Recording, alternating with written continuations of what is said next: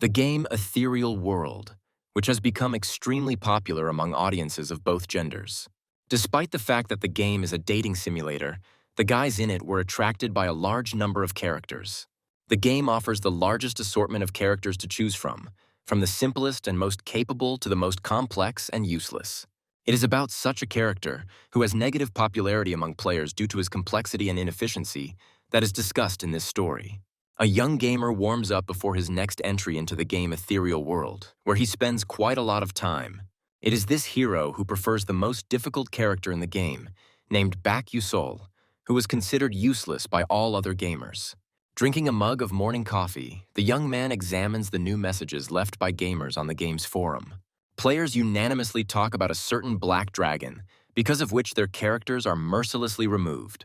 People are very worried and angry, showing their dissatisfaction on the game's forum, cursing that the data is literally deleted after defeat. The boy is very surprised by the presence of the final boss in the dating simulator. In one of the messages on the forum from a famous player, a black dragon that is immune to magic is colorfully and verbosely described. While thinking about the innovations in the game, the hero continues to drink coffee, twisting the steaming liquid in a mug. The young man became interested in this final boss, not understanding how characters could be removed after fighting it. The very boss that everyone is talking about in the community is the dark demonic dragon. In this game, according to the plot, there is a certain large organization, a dark cult of demonic people. The goals of this sect are not fully understood, but their main task is to help the other world seize power over everything in this dimension. At the very moment when these fanatics manage to get closer to what they want, the final boss appears. A dark demonic dragon appeared as a harbinger of the end times of this world. Studying in detail the information about what is happening in the plot of the game, the young man sees that almost the entire continent in the game has already been captured by the enemy. He comes to the conclusion that he cannot avoid the battle with this legendary opponent, whom no one has yet defeated. Upon entering the game, the system immediately invites the gamer to start a battle with the final boss of the game. The guy clicks the mouse button, agreeing to go into battle. He plans to show his skills, which he has honed for 10 years of playing. Standing in front of his opponent and preparing for battle, Bak Yusol, under the control of a young gamer, enters the battle. This character is considered useless in the game expanses, but he also has his own advantages that can be developed. Bak is the only character who does not have access to magic in the game, except for one single ability. It is for this reason that gamers not only refuse to play it, but also take it to the team for battle. Although the character cannot use any magic, the developers still left one ability. The dragon opens its dark maw as it prepares to attack the hero with its powerful ability. A powerful beam of tight energy erupts from the bowels of the legendary boss to destroy Buck. Preparing for battle, the young man sees an enemy attack flying at him, assessing the situation. Seeing how strong a simple attack of a dark demon dragon can be, the player tries to correctly assess his strength. Realizing that he can still handle this opponent, the young man smiles, preparing to attack the enemy in response. The only ability that is available to this character is Shimmer, the ability to dash quickly for a short distance. Using his strength, the young man rushed into battle with lightning speed, dodging all the dragon's attacks. After performing a series of dodges, Beck was able to stay on his feet without sustaining any injuries. The young man is preparing for a new dash towards his opponent in order to, this time, attack. The dragon roars furiously and gradually looms over the character, threatening him with his size alone. Buck's variability allows him to easily dodge any attacks and move from 3 to 10 meters, but randomly. In the first levels of using this ability, this was the case, so it was possible to collide with an obstacle at full speed and die. In addition to this problem, there are problems with cooldowns, mana costs, and movement penalties after use. However, despite all this, the player managed to develop this ability to the maximum, reducing the penalties to 0. He can now choose the direction of the charge, as well as reduce the cooldown of the ability, but there are still problems with mana drain. The ability does not require a large amount of mana. The big problem is the constant drain of energy. The player was very excited about this character, because in the game, everything rests on the skill of the gamer for him. The dragon does not wait for his opponent's decisions, so he quickly attacks Buck, who manages to dodge. Counterattacking the legendary boss of the game, Buck managed to slice him through with a single blow from head to belly, ending the battle. After the victorious attack, the young man does not immediately understand that this blow was really the last. This boss, although it was the final and absolutely strong, still fell at the hands of this particular player. The gamer is sincerely happy with such a sudden victory, although he does not quite understand how it turned out so simple. The young man used many relics in the character's arsenal, but this does not negate the fact that it was too simple, which he is very surprised by. Taking this opportunity, the guy is going to post his triumph on the forum so that everyone can see how he did it. Suddenly, multiple warnings began to come about the wrong ending of the game. The game requires a canonical ending, due to the fact that almost the entire world was destroyed, but it was this player who was closest to victory. The game system forgives the gamer to succeed in achieving the original ending of the plot by illuminating everything around with a strange light. Opening his eyes after a strange incident, the guy tries to understand what happened at all. Waking up on the floor in an unfamiliar room, the gamer tries to recover from the blackout. Holding his head and remembering his last moments in a warm room in front of the computer, the boy exhales clouds of steam. The young man asks aloud a natural question about where he is and how he ended up here in general. Turning his head a little to the side, his gaze fell on something away from his position. This object turned out to be an ordinary, slightly battered mirror, which attracted his attention by the image that was shown to him. Carefully sitting next to the reflective surface of the object, the guy settled down on the cold floor of the hut. The young man's eyes widen in surprise when he looks at himself in the mirror. Gradually, the young man realizes that he is now in the body of Baek Yusol, the character of the game with whom he just defeated the final boss. The system's interface activates, showing the young man his first important task, which is to escape from pursuit. Trying to finally realize the new reality for himself, the former player reads this notification. As he continued to stare at the dark warning window in the cold cabin, he gradually came to terms with the fact that he was now Buck. The hero does not believe that all this is really happening in reality, and not somewhere in a stupid dream. Remembering the plot of the original game, the guy intuitively reached into his trouser pocket looking for an object in it. Feeling the presence of what he is looking for with his fingers, the young man is surprised, carefully pulling the contents out of his pocket. This item turned out to be an entrance certificate to Stella's Magic Academy. Looking at this paper, the guy finally comes to a conclusion about where he is. Lamenting the realization that he is now Baek Yusol from the ether world, the former player clutches his head. The guy quickly manages to regain his composure, changing his face and calming down. The young man recalled the notifications of the game, which required him to reach the true ending of the game. Another guess pierced the guy's mind when he realized that if only he managed to kill the boss, then no one had a true ending. The game implies a large number of different endings depending on the choice of character. But the true one has not been found in all 10 years. Buck interrupts his thoughts on his own, resigned to the new state of affairs, realizing that this is not the time to think long. Remembering the storyline of his character, the young man quickly realizes that right now he is in danger. The guy ran to the window to look at the street and find opponents there, remembering that the enemy would be looking for the character. Looking through the freezing weather, the young man replays in his head the first chapter of the game as this hero, where the people who chased him burst into the hut. Walking through blizzards and snowdrifts, a group of people look around, looking around in search of their target. Realizing his position, Buck quickly hides behind a wall to prevent his pursuers from seeing him in the window opening. Carefully looking around the corner, the young man tries to see these people and calculate his chances. Looking closely through the falling snow, the guy was able to make out the main one in the group of pursuers.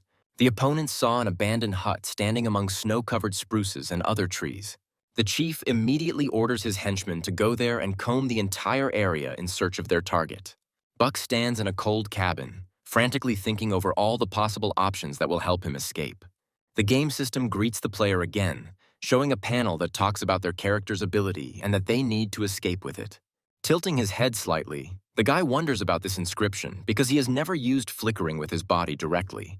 Meanwhile, the enemy does not expect and is already closing the distance to catch up with the boy. Moving through a snowstorm, a group of pursuers purposefully run to an abandoned hut. The young man heard loud footsteps behind him, which were getting closer and closer by the second.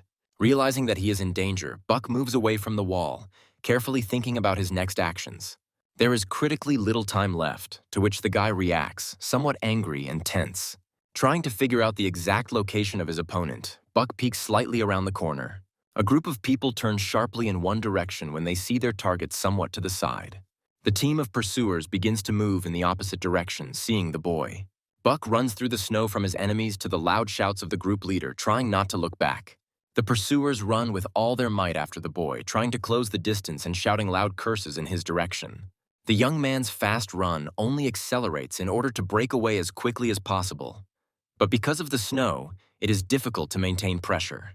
A winter snow-covered landscape quickly flashes before the eyes of the hero, who are trying to cling to at least something. The guy realizes that his opponents are wearing magic boots on their feet, because of which the group quickly catches up with the young man. Buck realizes that in such a difficult situation, the only option left to escape is the ability to flicker. The guy has been playing for 10 years, so he accurately remembers the cooldown speed of the ability at each stage. The loud swearing of the pursuers becomes louder when the opponents catch up with the boy. Buck looks back at his enemies, estimating the exact distance and time it will take them to reach their goal. If you use flicker incorrectly, there is always a danger of making a dash in the wrong direction and dying. The leader of the enemies caught up with the boy, already preparing to strike, raising his sword above his head. Back sees the criticality of the circumstances, trying not to stop and use the flicker. A bright glow spread like a warm veil over the body of the young man, who makes the right decision in a split second. A sharp blow from the heavy sword sweeps through the air, though the leader is still unaware of what is happening. Buck was still able to use the flicker at the very last moment before the strike, rushing a few meters away from the enemies. Surprised by the new sensations and the fact that he was able to use the flicker in the right direction, smiling happily, the boy continued to run in the other direction to save himself. The leader tries to cheer up his wards, saying that they will be able to catch him because the cooldown of such an ability is too high. Looking in the direction of his goal, the leader cannot understand why the boy can still move. After using this ability, a normal person is supposed to be paralyzed for a while, but Buck continues to run non-stop. Rushing through the snow-covered forest, the young man continues to retreat along a picturesque route. Releasing clouds of steam into the cold air, the guy began to get tired and exhausted. Ahead, you can see a small cliff that cannot be crossed by an ordinary person. Realizing that he won't be able to jump over, Buck decides to use the shimmer again. Shining from head to toe, the young man makes a new dash over the cliff, pushing off several stones under the row. Back was able to use the ability several times under the row, jumping on several piles of snow as a prop. Not believing that someone was able to use the flicker several times in a row, the leader shouts after the boy. Bursting with loud curses, the man orders his wards to use magic. Gathering in a small group, several members of the squad prepare to use ranged magic. Looking over his shoulder, Buck notices the enemy's action and begins to prepare for an attack. A lot of arrows of purple magic energy flew out in the direction of their target with lightning speed. Magic arrows almost catch up with the boy, who cannot run away from this attack on his own. The boy looks over his shoulder at the purple arrows of magic that are about to pierce his body. Unexpectedly, the game system puts forward a new task, which says to dodge arrows with the help of flickering. Due to the system's message, the time around slowed down somewhat, but only enough to understand. What to do? Using his quick reactions, the boy was able to dodge the first arrows with the help of shimmer. There are too many arrows in this terrifying attack that almost caught up with him. Behind the young man, magic arrows that have fallen into the snow explode without harming their target. Buck uses his ability again, flying far forward from where all the arrows arrived. The young man was able to slow down, looking back at the swirling smoke behind him. At the place where the magic shells arrived, a black smoking crater remained. Buck realizes how close he would have been to dying if he hadn't used shimmer in time. Without wasting much time, the boy jumps to his feet, continuing to run on, trying to survive. Continuing to run, the boy understands that the final part of the prologue of his character will now begin. Bag stopped, trying to recover his breath as quickly as possible in the frosty air. The last part of the prologue and the plot of this character is the overcoming of a canyon. This gorge is strewn with floating rocks that can help use shimmer, but they can also lead to death. As he continues to regain his breath, Buck tries to think of a plan to overcome this gorge. Remembering the plot of the game, the guy sees before his eyes how traveling magicians will be waiting for him on the other side of the canyon. Thinking about all this, Buck cannot afford to make a mistake, because his survival depends on it. Clenching his fist from the realization of the possibility of his own death, the guy curses the name of the one who came up with this level of the game. However, as he approaches the edge of the gorge, Buck realizes that this maneuver may be feasible. A long rest and reflection abruptly interrupts the shouting of enemies from the sidelines, making the guy startle. A group of pursuers caught up with the boy and already saw his location. Buck sees his opponents and is ready to act for his own salvation. A team of enemies quickly runs towards the boy to finally complete their task. By accepting these rules of the game, Buck intends to use his powers to save himself. However, for better use and to avoid attacks from their side, he decides to attack them on his own. The edge of the gorge is now empty, revealing a view of the rocks floating in the air while Buck has gone into hiding. Buried among the frozen vegetation, Buck tries to remain unnoticed. The boy never fought with anyone, and even more so, never killed anyone. Back peeks out from behind a snowdrift to determine the location of the enemy. The enemies decided to disperse in order to find their opponent and eliminate him at last. The young man is armed only with a dagger, against a group of well-equipped opponents. These people are the enemies of his parents in the original plot of the game, but it's more about survival. As Buck releases the blade of his dagger, he sees his enemies, who have already come too close. Being in sight, both sides stopped for a moment and froze, waiting for the actions of the opponent. The leader recognizes the boy, pointing him out to the rest of his subordinates. He orders his men to seize him immediately, which the soldiers did at the same moment. Armed with a spear, one of the soldiers quickly closes the distance to carry out the order. The man is sure that the boy has no chance against him, mentally laughing at his decision to fight alone. Back is focused on what is happening in order to use his ability at the right time. The shimmer again covers the young man's body with a warm light as he calls upon this magic. The opponent's face is distorted by the unexpected pain that so instantly appeared in his body. At the same moment, the young man came close to the soldier and stabbed his body with a knife, greatly surprising the rest of the warriors, causing them to freeze. Struck by a strong blow, the man coughs up blood, opening his eyes as wide as possible in horror. Drops of blood sprinkled the face of the young man, who felt something like this for the first time, but could not give himself up. Right now, his own life depends on him, so he can't even think about the traumatic experience of taking his life. The next opponent still hadn't recovered from his slight stupor after killing his comrade, so he didn't notice how the young man quickly jumped up. With a sharp kick, Buck knocks the air out of the warrior's lungs with such force that the enemy flew aside. The body of the damaged enemy flew into a group of his own comrades, who were able to catch the ward. Taking the opportunity, the boy rushed to the side again to get away from them while they were disoriented. Smashing the snowdrifts again with his feet, Buck makes his way further and further away from his pursuers. The boy thinks over his next actions as well as his next attack, because it will be much more difficult to do. Suddenly, his thoughts are interrupted by the sudden realization that the opponents have quickly fallen silent and stopped moving. Buck quickly turns around and stops on the snow-covered rocks to check the reason for the silence. Seeing his enemies and sensing their intentions, the boy begins to move again, realizing that they will use magic again. Turning on his heels in the opposite direction, Buck again tries to escape, dodging the next attacks. A large number of fiery spheres fly towards the young man, almost catching up with him. The light of the flame is already falling on the boy's body, indicating the approach of magic projectiles. At the last moment, Buck lit up again, applying the shimmer and preparing to charge. A fiery explosion rains down on its target in roaring flames, stunning everyone around it with a loud explosion. When the dust settled and the smoke made it possible for the enemy to see the explosion site, the pursuers are sure that their goal is completely incinerated and the task is finally completed. The smoke completely dissipated, giving the warrior team a view of the large crater from the fire strike. The leader of the pursuers was very surprised when he realized that the attack had no effect. Shattering his thoughts, the boy used the shimmer to perform his lightning attack. Still unaware of what is happening, the leader of the pursuers realizes that he is in danger. Seeing the bright light of the boy's ability, the man realizes what is happening too late. Buck single-mindedly looks at his opponent to hit one of them with his knife. Clenching his jaw to the limit, the young man had already chosen his target, which he was ready to hit right now. Everything was decided in an instant, taking the life of another opponent who did not even expect this. The remaining teammates are amazed at the cooldown speed of the ability and the ability to choose the direction of the jump.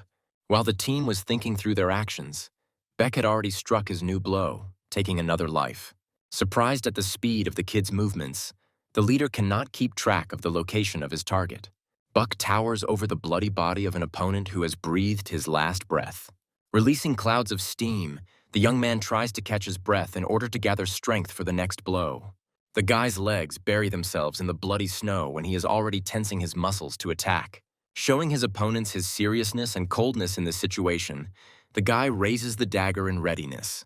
The remaining pursuers were somewhat taken aback when they saw such an enemy on the battlefield.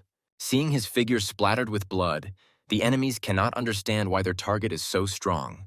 The young man, reflecting on his next move, remembers that his reaction is really high for a standard gamer. Preparing for action, Buck changes stance, which cannot but be replaced by his pursuers. Quickly going into battle, the young man forces his enemies to prepare for his next attack. The leader puts his sword in front of him to meet the enemy face to face. The man thinks that the boy has only a dagger and a jump, so he will be able to predict his actions. The warrior is confident that he can win because he is ready for the next blow from his opponent, charging the sword with magic. Seeing his enemy's magical charge, Buck changes his strategy while on his way to the enemy. The leader's sword shines blue, accepting the danger of the young man's attack. Cursing his enemy, the man cursed out loud, shouting furious words loudly. Buck, meanwhile, had already figured out his next move and direction for the ability, so he started using Flicker. The leader of the pursuers swings his sword, summoning a magical wave of cold and ice. Smiling furiously, the man meets his target, preparing for his blow and believing in his victory. Unexpectedly for himself, the leader discovers that the enemy has instantly changed the trajectory of movement.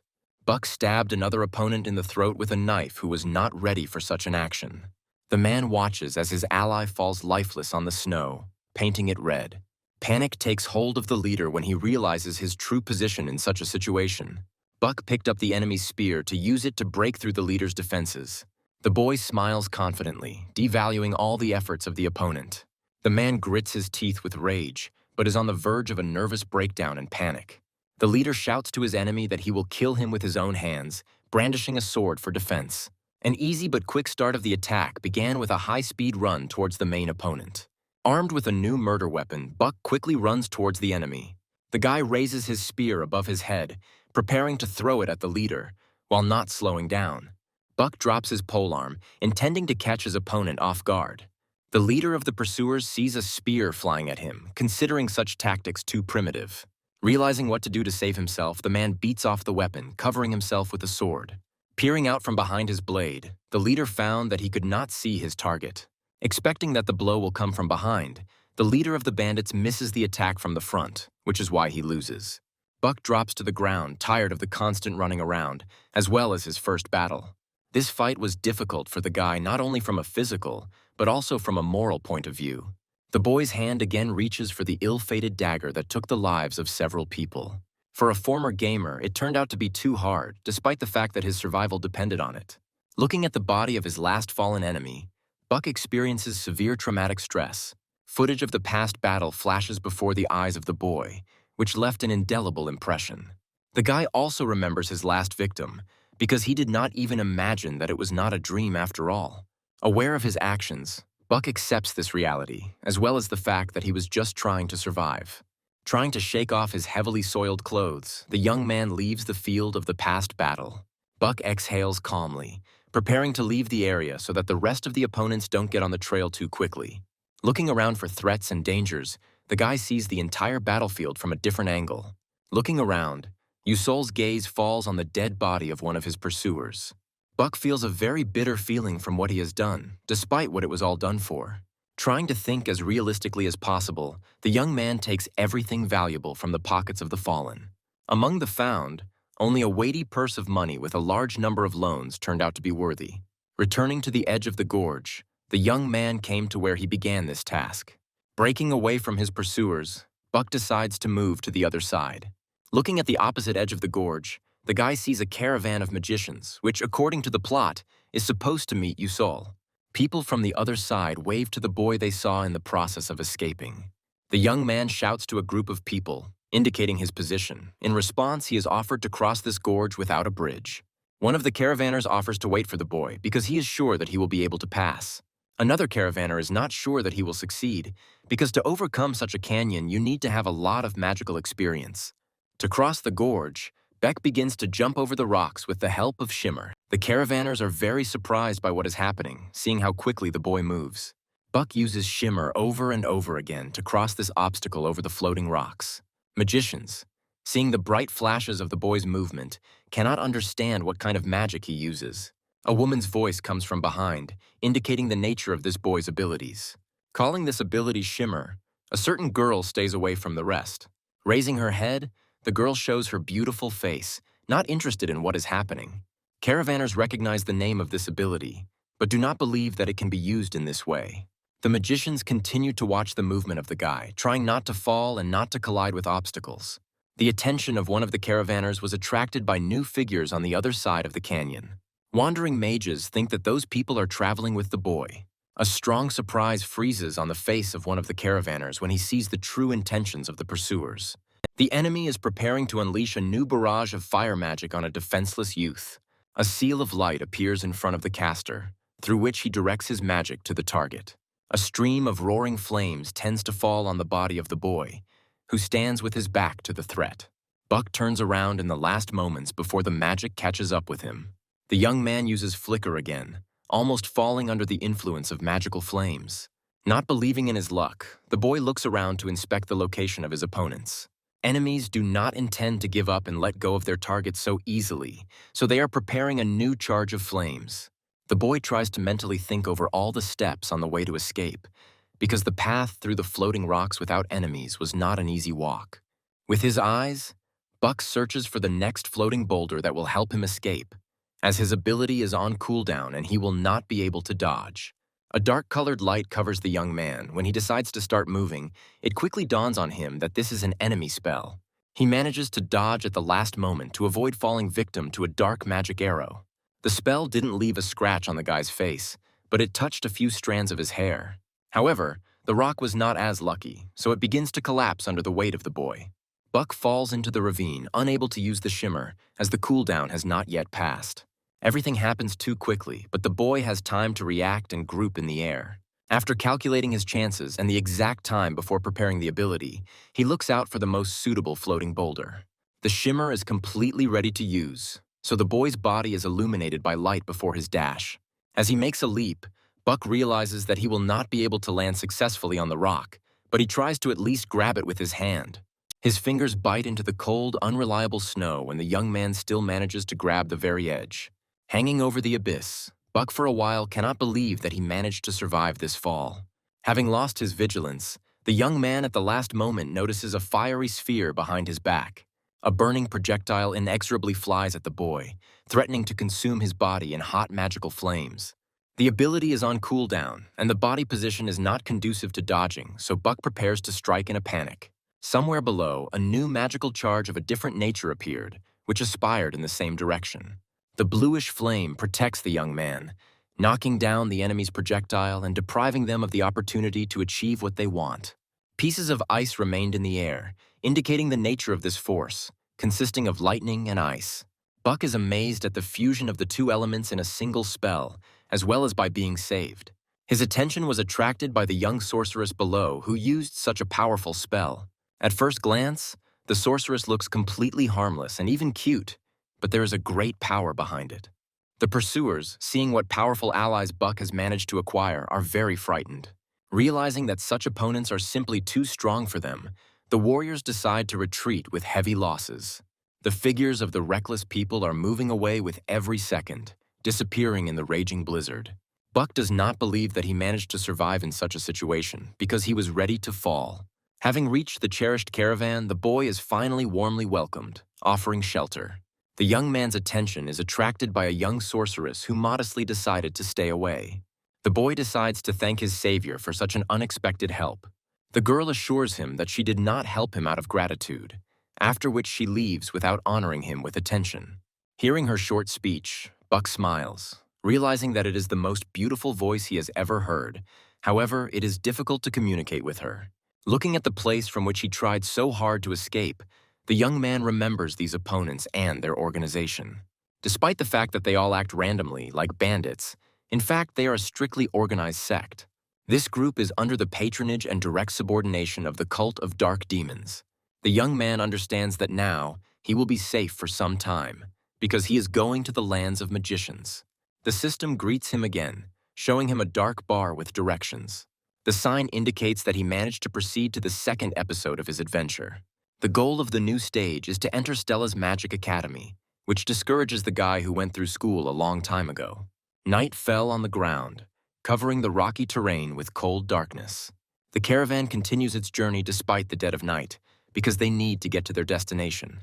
Buck sleeps sitting in the wagon, immersed in his dreams and troubled memories. Drops of sweat roll down the hero's cheeks despite the intense cold around, because dreams are filled with something intimate.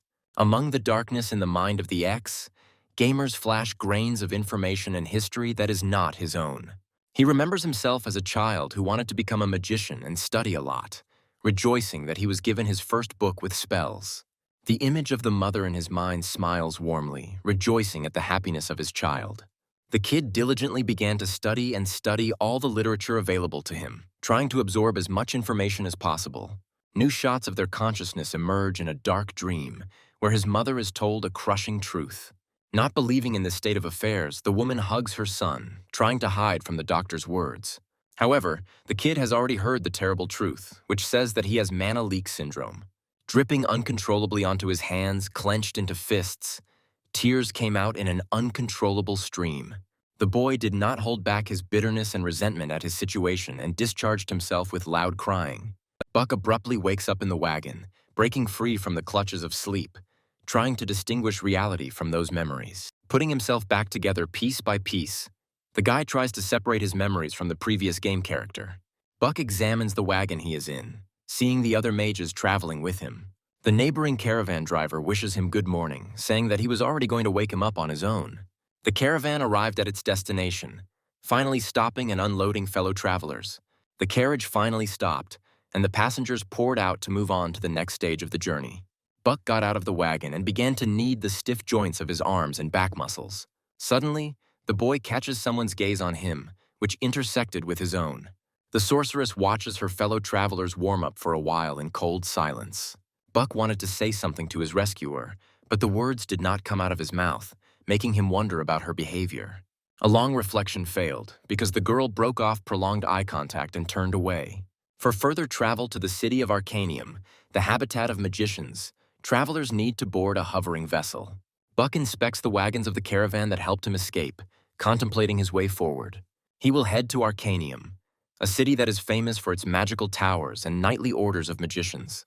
There are only 5 magic academies, among which Stella has the honor of training the most outstanding students. For the protagonist, it remains a mystery how his new personality was able to get into an academy with such high competition. Unexpectedly, Buck remembered that he hadn't checked the latest skill alerts. The guy realizes that if he had not been so lucky with his skills, he would not have survived that skirmish. In turn, the body's innate curse, which prevents it from accumulating mana, allowed it to acquire the abilities that saved it. Among them, there is a 6th sense that helped to detect mana around oneself, and a speed of perception that slowed down time before attacking. Continuing his reflections, the main character delves into the limits of the skills granted to him by this world. Initially, Yusol had other talents, but the former gamer pumped him a little differently, because he has known this character for 10 years. To redistribute statistics, the guy had to reduce some characteristics. By distributing all the numbers in the order he wants, Beck realizes that he doesn't want to go anywhere. The caravanners approach the guy to tell him that it's time to move out. While Buck goes after his fellow travelers, the young man's savior stands aside. The girl watches him until the boy notices it, remaining indifferent. The hovering vessel set off, transporting its passengers to the city of magicians. People from different walks of life have gathered on board, who are going to enter the Magic Academy to study. The attention of one of the aristocratic guys is attracted by a certain passenger who interests him. This man turned out to be Buck, who stood out for his shabby and dirty clothes among the rest of the group. The children of rich magicians called the young man to them to attract his attention, to express his opinion about him. Future students of Stella's academy showed disrespect to the young man, looking only at his peasant origin. Beck looked at his interlocutors appraisingly, without even dignifying them with a small phrase. Turning away from his interlocutors, Beck sighs heavily, lamenting that even in this world, children are the same. The guy is very indignant that the peasant absolutely ignores him and defiantly leaves. Seeing that the boy does not show any reaction even to loud indignation, the aristocrat gets even angrier. Unable to withstand such an insult, the guy tries to get Yusol's attention again, while the others look at something else. Realizing that the attention of the others was riveted on someone else, the aristocrat stopped a little. The girl, who has gathered the attention of all those gathered in the room, calmly walks past the people. Buck also looks at the lady, recognizing her as one of the important characters in the plot. This girl turned out to be the Fire Princess Beyond, one of the key heroines of the original plot. A young lady walks past an enthusiastic and surprised crowd, calmly demonstrating her position in society. The guy who tried to hurt Yusol with his speeches tries to greet the girl, clumsily composing words into sentences.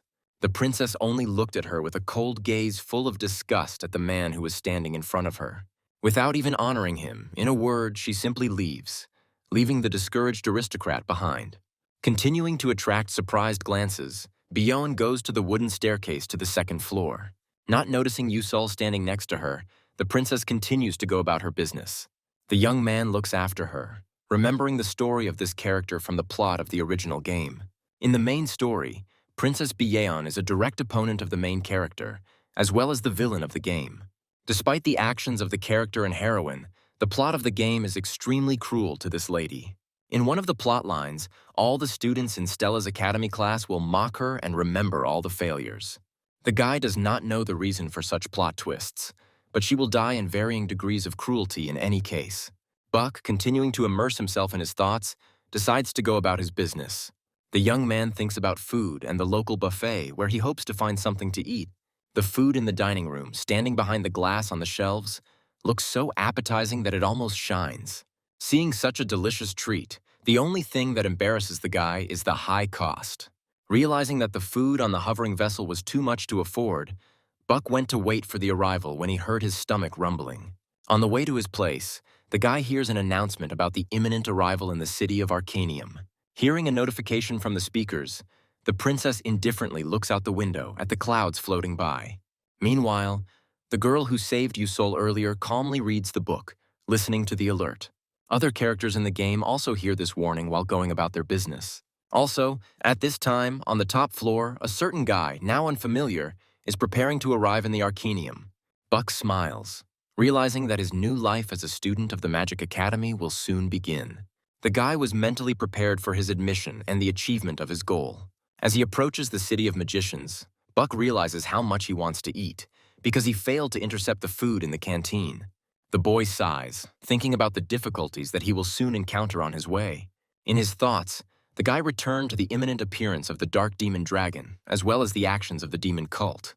Looking out the window at the passing clouds, Beck remembers the new notifications from the game. After examining the panel provided by the game, the hero realizes that there is a choice of 3 rewards, 2 of which he cannot get.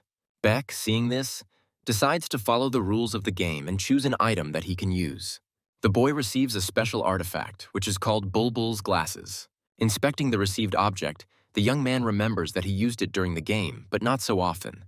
However, despite such a rare use, they should have retained all the information from the previous passage of the game. Back examines the stored data left in the glasses to make sure that the information is available. A girl who previously saved a young man from trouble passes by. She does not pay attention to the gossip about her origin behind her back. By analyzing the girl with glasses, Buck was able to obtain information about the character's history. The girl turned out to be Isel Mulf, which surprised the guy because she is the false protagonist of the story. The guy remembers the story of this character, examining the information about her in glasses. At first, the original scenario of the game was written in the form of a fantasy book novel. It was in this book that the main character was Isel, in which she goes through many difficulties in order to remain with the male hero in the finale. In the computer game, they decided to move away from this scenario, preferring a new main character, a girl from another world. Isael Mulf also got a role in the game. Being a descendant of a traitor mage, she gets a sad ending to a supporting character. After some time, the action is transferred to Stella's Magic Academy. The students had already gathered at their first line, listening to the speech of the school elder. The man greets all the gathered first-year students, as well as those who have been studying for more than a year. The elder talks about the deplorable situation of mages on the continent, so it is necessary to train mages capable of fighting the cult. Whispers are whispered among the students about how dull this meeting is and how much they dislike it. Beck calmly listens to the elder's speech, who talks about the oath ceremony of the school. First-year students were called to the podium to be introduced to the others to take the oath. Standing in one line, the children literally shine, as if indicating who the game characters are here. Not all first-year students are playable characters, but Beck sees all the main faces at a glance. One of the main characters is Ma Yu-sung, whom the young man immediately recognized. Thinking about his position in the game, the guy is somewhat surprised to see him so close in person. This student is the strongest genius among all, which is why he has two storylines, a villain and a hero. For a good ending to this character, Usol will need to be on the sidelines, but try to get the main character to start interacting with him. The main character, Flame, according to the plot of the game, also got into this world, but reading a book novel that is different from this plot. Buck, thinking about his position in this world, decides to try to get closer to her. However, the guy needs to act as carefully as possible because it is impossible for the girl to consider him her enemy. Realizing that his role in this story is just auxiliary, the guy realizes that it is important for him to stay away. The main strength of the main character is the ability to cleanse dark and possessed people from the filth of demons. The lineup concludes, and Buck accepts his important role of helping the protagonists from the shadows. The guy is determined to help them to save this world, but it is dangerous for him to contact them directly so as not to disturb the plot. At the end of the line, all students applaud, rejoicing at the end of the magnificent opening ceremony. The territory of the Magic Academy is very large and looks more like a palace, where classes already begin. First-year students gathered in the classroom for their first magical classes. Looking at all the gathered, the guy recalls his student years and the time spent at school. Buck sinks into his thoughts, realizing he's not quite ready to go through the classes again. However, he genuinely likes the prospect of using the privileges that Stella's Academy pampers students with. This pocket watch opens many doors because it is proof of a person's belonging to the Academy. The guy's thoughts are interrupted by the sudden appearance of the teacher, a large, bald man. Yusol listens as the professor talks about the need for new students to take an entrance exam to assign them to classes. The students accepted the sudden demands, clearing everything from the table and preparing for the exam. The man loudly announces the start of the test, indicating that they don't have much time. Back opened the envelope and saw the introductory tasks that would allow him to decide on a class. The boy understands that, unfortunately, he understands absolutely nothing, because symbols are incomprehensible to him. The guy reflects on his situation, realizing that even if he knew the symbols, the exam is famous for its difficulty. Based on the results of this work, students will be assigned to different classes, while in the story, almost all the characters will be in Class S. Beck is thinking of turning in a blank answer sheet, as in this case he will simply get into the lower class. The young man's attention was attracted by one of the students sitting across from him, making him a little surprised. This student turned out to be Yu-sung, who had already completed the tasks on the form. The young man sighs and looks away boredly as he completed the exam in the first few minutes. Realizing how easy it is for this man, Buck sighs, realizing why Yu-sung is bored with life. In the plot of the game, as the hero recalls, this character was characterized by boredom as a trait. It is because of this trait that there are two lines in its plot, the choice of which is determined by the behavior of the main character. Because of his strength and unsurpassed intelligence, demonic people may soon become interested in this student. Juzel's attention again switches to his exam paper, where nothing has yet been written, and his consciousness involuntarily compares him with a genius. Unexpectedly for himself, the guy remembers Bulbul's glasses, which he used quite often in the game, so they contain a lot of information. The young man carefully takes this artifact out of the inside pocket of his jacket. This movement is immediately noticed by the professor, who hovers over the boy and sternly asks him what kind of glasses they are. The examiner reminds the student that if he wants to use the glasses, he needs to pass them for testing. The professor carefully examines the object using magic to see if there are traces of mana in them. Beck Ude thinks he's about to be caught red-handed for cheating on the exam. When the man spoke thoughtfully again, Yusol was ready to sink into the ground in panic. The professor returns his glasses, saying that nothing could be found, and the next time he asks permission in advance. Wasting no time, the young man puts on his glasses and uses them on his exam sheet.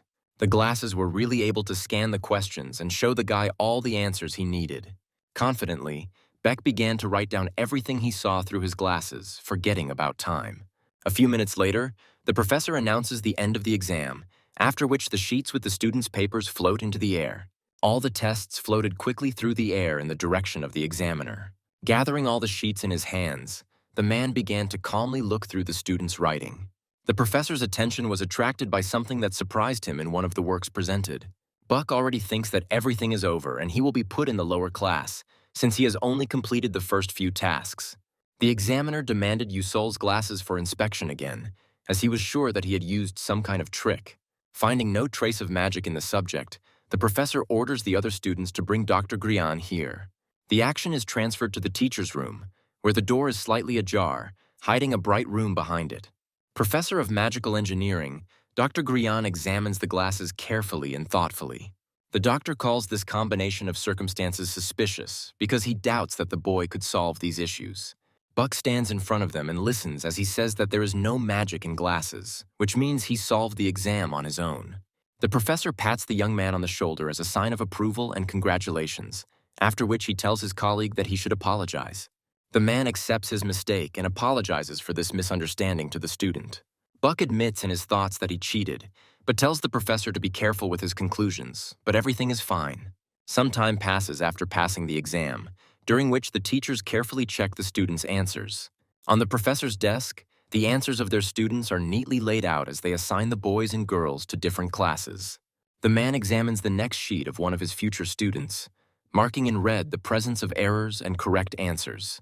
Looking thoughtfully at the sheets in front of him, he does not notice how someone has approached him from the right. Someone called him by his name, Professor Lee Hanwol, to which he immediately reacts. Lee was distracted from checking the papers to talk to his colleague, who was interested in the first-year exam papers. Professor Edeltaimen is a member of the Council of Elders, and she says that she has heard about the presence of some interesting newcomers. The man agrees with this statement, looking seriously at his interlocutor. He begins to list the most interesting first-year students who got into this stream, the first of which was Princess Byeon from the Kingdom of Fire. Next, Lee recalls another student, Jeremy Sculvin, who was awarded the title of heir to the throne at the age of 12. Afterwards, the professor talks about the next disciple, named Hee Won-ryang, a gifted youth from the Full Moon Tower. The woman is happy to have so many promising students, recognizing their success. The professor smiles calmly in response, talking about the joy that she likes these students. The man's gaze suddenly became serious and thoughtful as he remembered the change in the order of the questions in the exam. Instead of the usual test questions, tasks for flexibility and creative thinking were provided, which were more difficult. Looking at the sheets of paper with the answers, Lee ponders the current realities, where a small number of students were able to cope with such tasks. Understanding the importance of such tasks, he understands that out of more than 1,000 students, only 3 were able to solve these issues. These students include, of course, Ma Yu-sung, who is considered a genius, then Flame, who was recommended by the headmaster, and Baek Yusol himself. A woman asks the examiner why he cares so much about the grades of this particular student. It says that despite his lack of knowledge in magic, as well as formulas, the boy may have flexible thinking. Lee suggests that the boy may be a genius, to which Edeltaimen replies that there may be a coincidence. The man sighs wearily with a calm expression on his face, looking at Yusol's personal file. There was a postscript in the document that the boy had received a pass to the academy for his ability to control flickering. Looking at this, the professor understands that this pass was issued to him for obvious differences from the rest, but this is not enough in his opinion. In the noisy corridors of the academy, first-year students rush to the lists of classes to find out which one they have been assigned to. Behind all this lively crowd of sociable guys is Beck, who does not want to stand out much and join the team. The guy is indignant from the need to check the lists on his own, because in the game, you had to click the mouse button. The students studied the class lists with interest, crowded around the magical symbols hanging in the air. When some students noticed the young man, they immediately remembered his failure on the magic test, where he received 0 points. Beck was able to fight his way through the crowd of interested students to find his own position, expecting to be assigned to Class F. The young man could not find his name in the lists of the lower classes, which is why he was afraid that he could be expelled. A strange roar arose among the students, in which one can hear indignation at the situation of a student. Beck is interested in what's going on there, so he decides to see who they're talking about. The young man's eyes widened greatly as he looked at the lists of advanced classes. He couldn't wrap his head around what was written in front of him and why his name was written in Class S. Hearing disgruntled whispers in the background, Buck does not pay attention to them, because he still does not believe in what is happening. All students dream of getting this assessment of their abilities because only one such class is given to the stream and the best study there. Despite such luck, Buck is somewhat annoyed by this combination of circumstances because he will not be able to always be away from the heroes. The guy walks aside, thinking that now he will need to somehow do so as not to stick his head out and not show himself. The young man thinks to himself about his position in the class, realizing that he will succeed. Meanwhile, Byeon is not so happy about her admission to this class, as she did not become the best. Her mother is very unhappy with her, namely that her daughter did not score more points than everyone else. The girl failed to answer those first questions, from which she is now suffering attacks from her own mother. The girl looks helplessly and wearily at the floor, not daring to look up. A short silence reigned, during which it seems the woman calms down a little.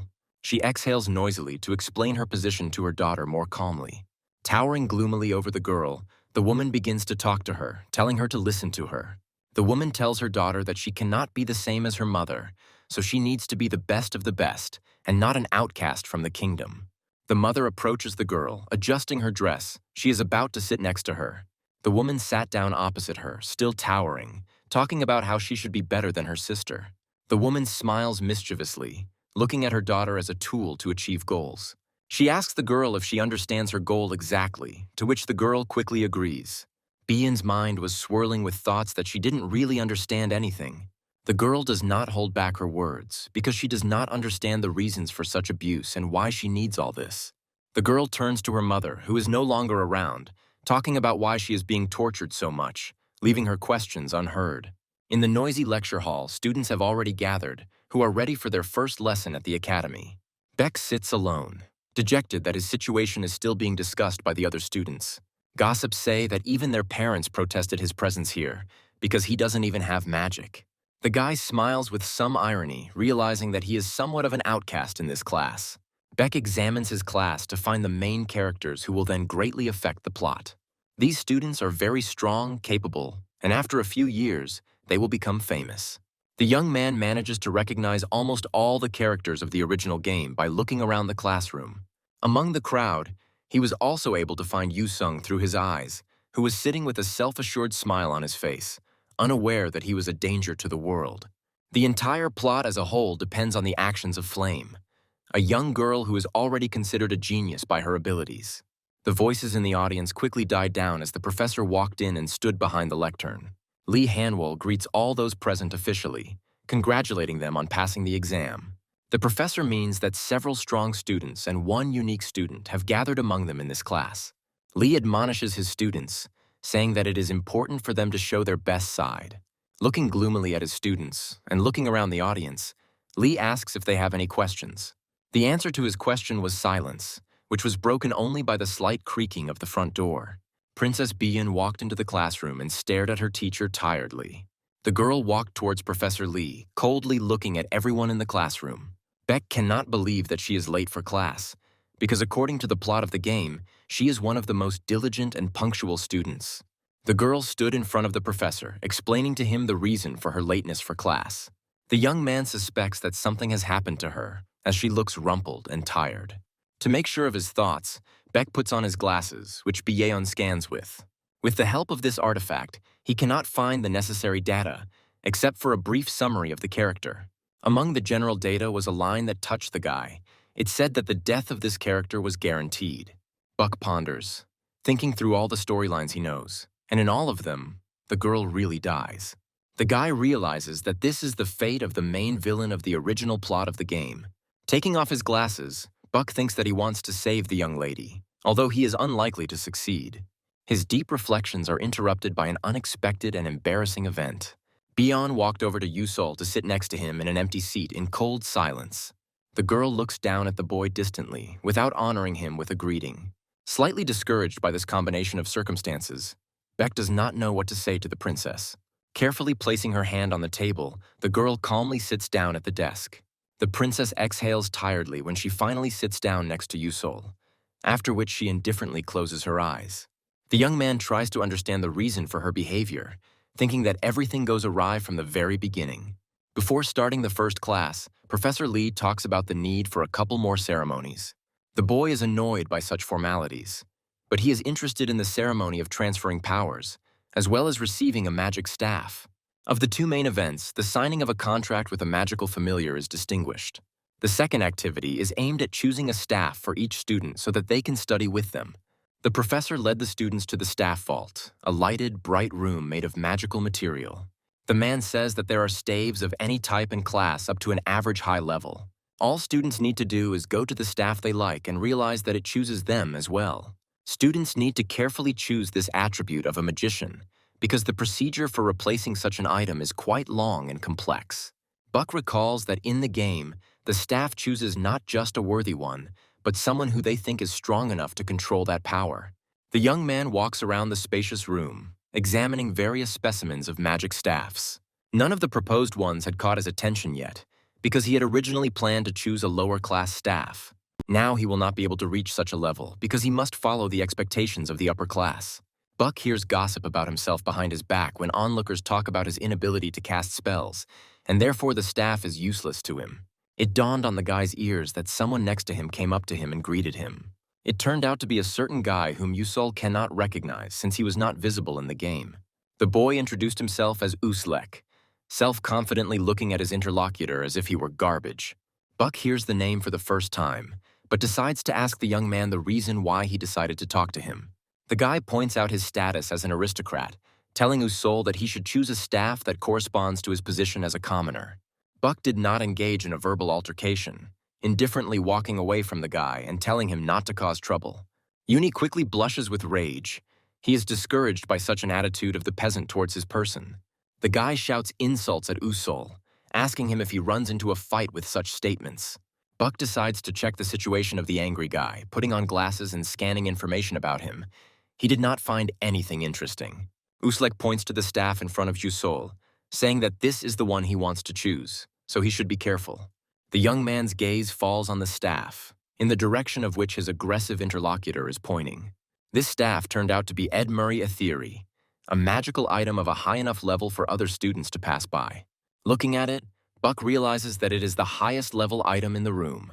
Staves of this size are used primarily by warrior mages to cast spells more quickly. Buck remembers having a staff with an equally high level in this vault, which is not inferior to Ed Murray. Professor Lee reminds the students that they need to stand in front of the right staff in order for it to choose a student. The rest of the game's heroes have already stood at their magical catalyst to choose them. They easily coped with such an easy task for them, taking the staff they liked. Very soon, all the acting heroes received their staffs, except for Flame and Yusin. A bright glow illuminates the room behind Yusol as he looks in that direction with interest. It turned out that all the heroes were able to take the mid-level and medium-high-level staffs that accepted them.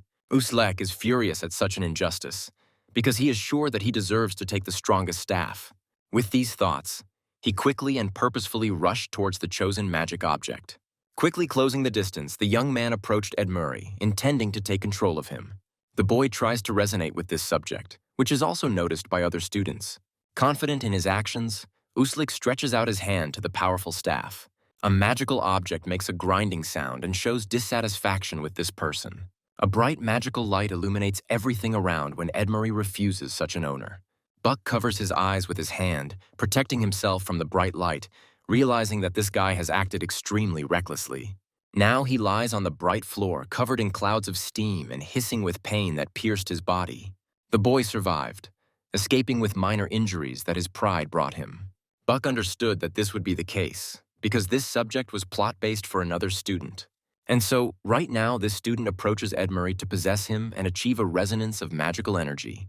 Yusung felt interested in this staff, so he hummed and decided to take it away.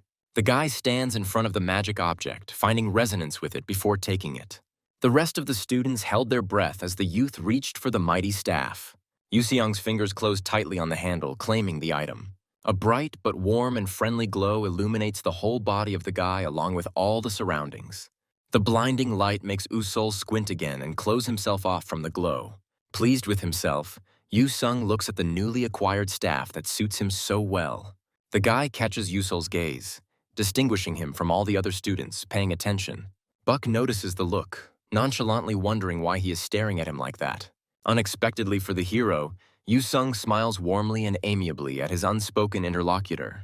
Buck turned away in dismay, thinking that it would be Flame who would take the second such staff. And so far, everything was going according to plan. According to the plot of the game, if she manages to harness a magical object, Yu-sung will pay attention to her. From such a connection, communication will begin, which will lead to a good ending for Yu-sung. Beck understands that now everything depends on the main character, with whom he cannot interact directly. The young man found Flame with her eyes, who carelessly walks to the coveted staff, which is necessary for the best development of the plot. The girl does not pay attention to anyone, going to her goal, with a calm and measured step. And so she walked past the most powerful staff, paying no attention to it. The girl looks around thoughtfully to find a suitable magical object for herself. Flame walked over to the other staves she liked, so she is thinking of taking one of these. The young man is angry, realizing that the plot needs to be saved somehow urgently so that she takes the object that she needs. In order to get to her quickly and gently nudge her into a choice, he decides to use his ability.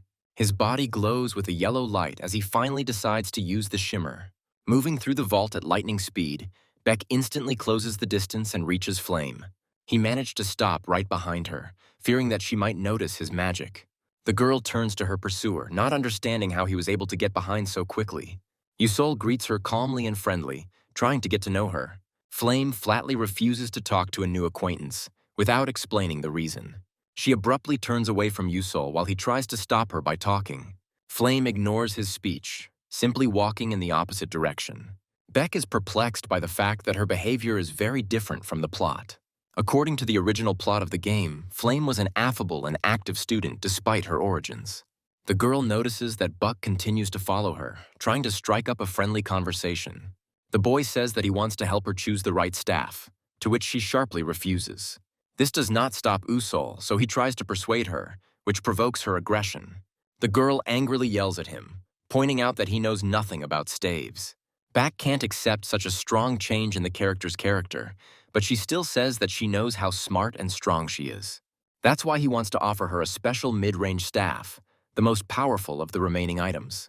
The girl recognizes the staff as Therivan, a powerful magical item comparable in power to Yusin's staff. The guy confirms her guesses, smiling in a friendly way and continuing to point at this object. His conversation is interrupted by some strange noise that attracts all the attention of the guy. The sounds sharply intensify, growing with every second, approaching the boy. The guy is frightened, but cannot do anything and move to understand what is happening. All he could do was close his eyes in fright and then carefully open them. This is how he discovers in his palm the clenched handle of a staff that was there against the will of his master. Beck is in a stupor for a while, not understanding how this could have happened at all. Realizing that it is Therivan in his hand, intended for Flame, the young man panics. Looking guiltily at his new acquaintance, the guy smiles neatly, trying to bring everything into a pleasant, friendly atmosphere. The girl is gloomily silent, not talking to him and escalating the situation, which is why the guy is more frightened. Flame smiles, pulling on that expression to hide his true feelings and emotions. Feeling strong aggression and cruelty from her, the guy shivers and understands what he has done. It was getting dark outside, and the students left the classrooms after a stormy first day of school. Flame walks alone, listening to the students talk about what happened at the staff selection ceremony. According to them, 2 first-year students were able to take possession of medium-high-level staffs at once. Other than that, they mention that one of these students can't wield magic at all using only shimmer. The girl silently listens to their conversations, continuing to go about her business, still thinking about what happened. The sun slowly sinks below the horizon, illuminating the academy building with its last warm rays. Flame wanders through the corridors of the massive building, replaying what happened in his head. She tries to seem cold and emotionless, but she has a hard time doing it. Flame can't stop thinking about the insult that Yusol inflicted on her by taking this staff. Of course, she was surprised that he was able to hold this object in his hand, but she is more concerned that a character with that name was absent from the book. The book also described that no one could take Therivan, so it did not fit into her picture of the world. In her eyes, Bak Yusol is nothing more than a braggart who wanted to show her his strength. Flame tries to banish annoying thoughts from his head in order to focus on the main thing. Along the way, she meets a group of girls who greet her warmly, rejoicing at their meeting. Flame is more successful this time, pulling a grimace of a smile on her face to appear friendly as a sign of greeting. She laughs them off, saying that she is not really a nerd to go back to school, but on her own. One of the girls notices that Flame constantly calls them children, even though they are the same age. Flame laughs when talking about her past in which everyone called her big sister, so it's a habit. Someone from the group of girls asked her if she was going to study on her own now. She was a red-haired girl whom Flame did not immediately recognize as Jackie, so she was somewhat taken aback. In her thoughts, the girl is very discouraged by the fact that the style of the interlocutor is now very similar to her own. Flame said that she needed to hurry to a special meeting where she was already expected. The girl wanders down the corridor, thinking about how strange and unbearable children are at this age. In her thoughts, she closes her eyes so she does not notice the abruptly opened door. A strong blow was inevitable, sharply coloring everything in Flame's eyes in bright colors. The girl was able to stand on her feet, rubbing the impact site in pain and wailing from such an accident. The guy she recognized as Von Rian called out to her, looking down at the girl. The young man briefly asked if she was okay, to which he received the same short positive answer. Von Ryan's gaze becomes more penetrating as he notices something in the girl's expression. The guy asks with interest if anything has happened to her, because she has a strange expression on her face. Flame is greatly surprised by such a question, amazed that he is really worried about her. They discussed that she was going to class for a special Class S meeting in an additional session, building a dialogue awkwardly.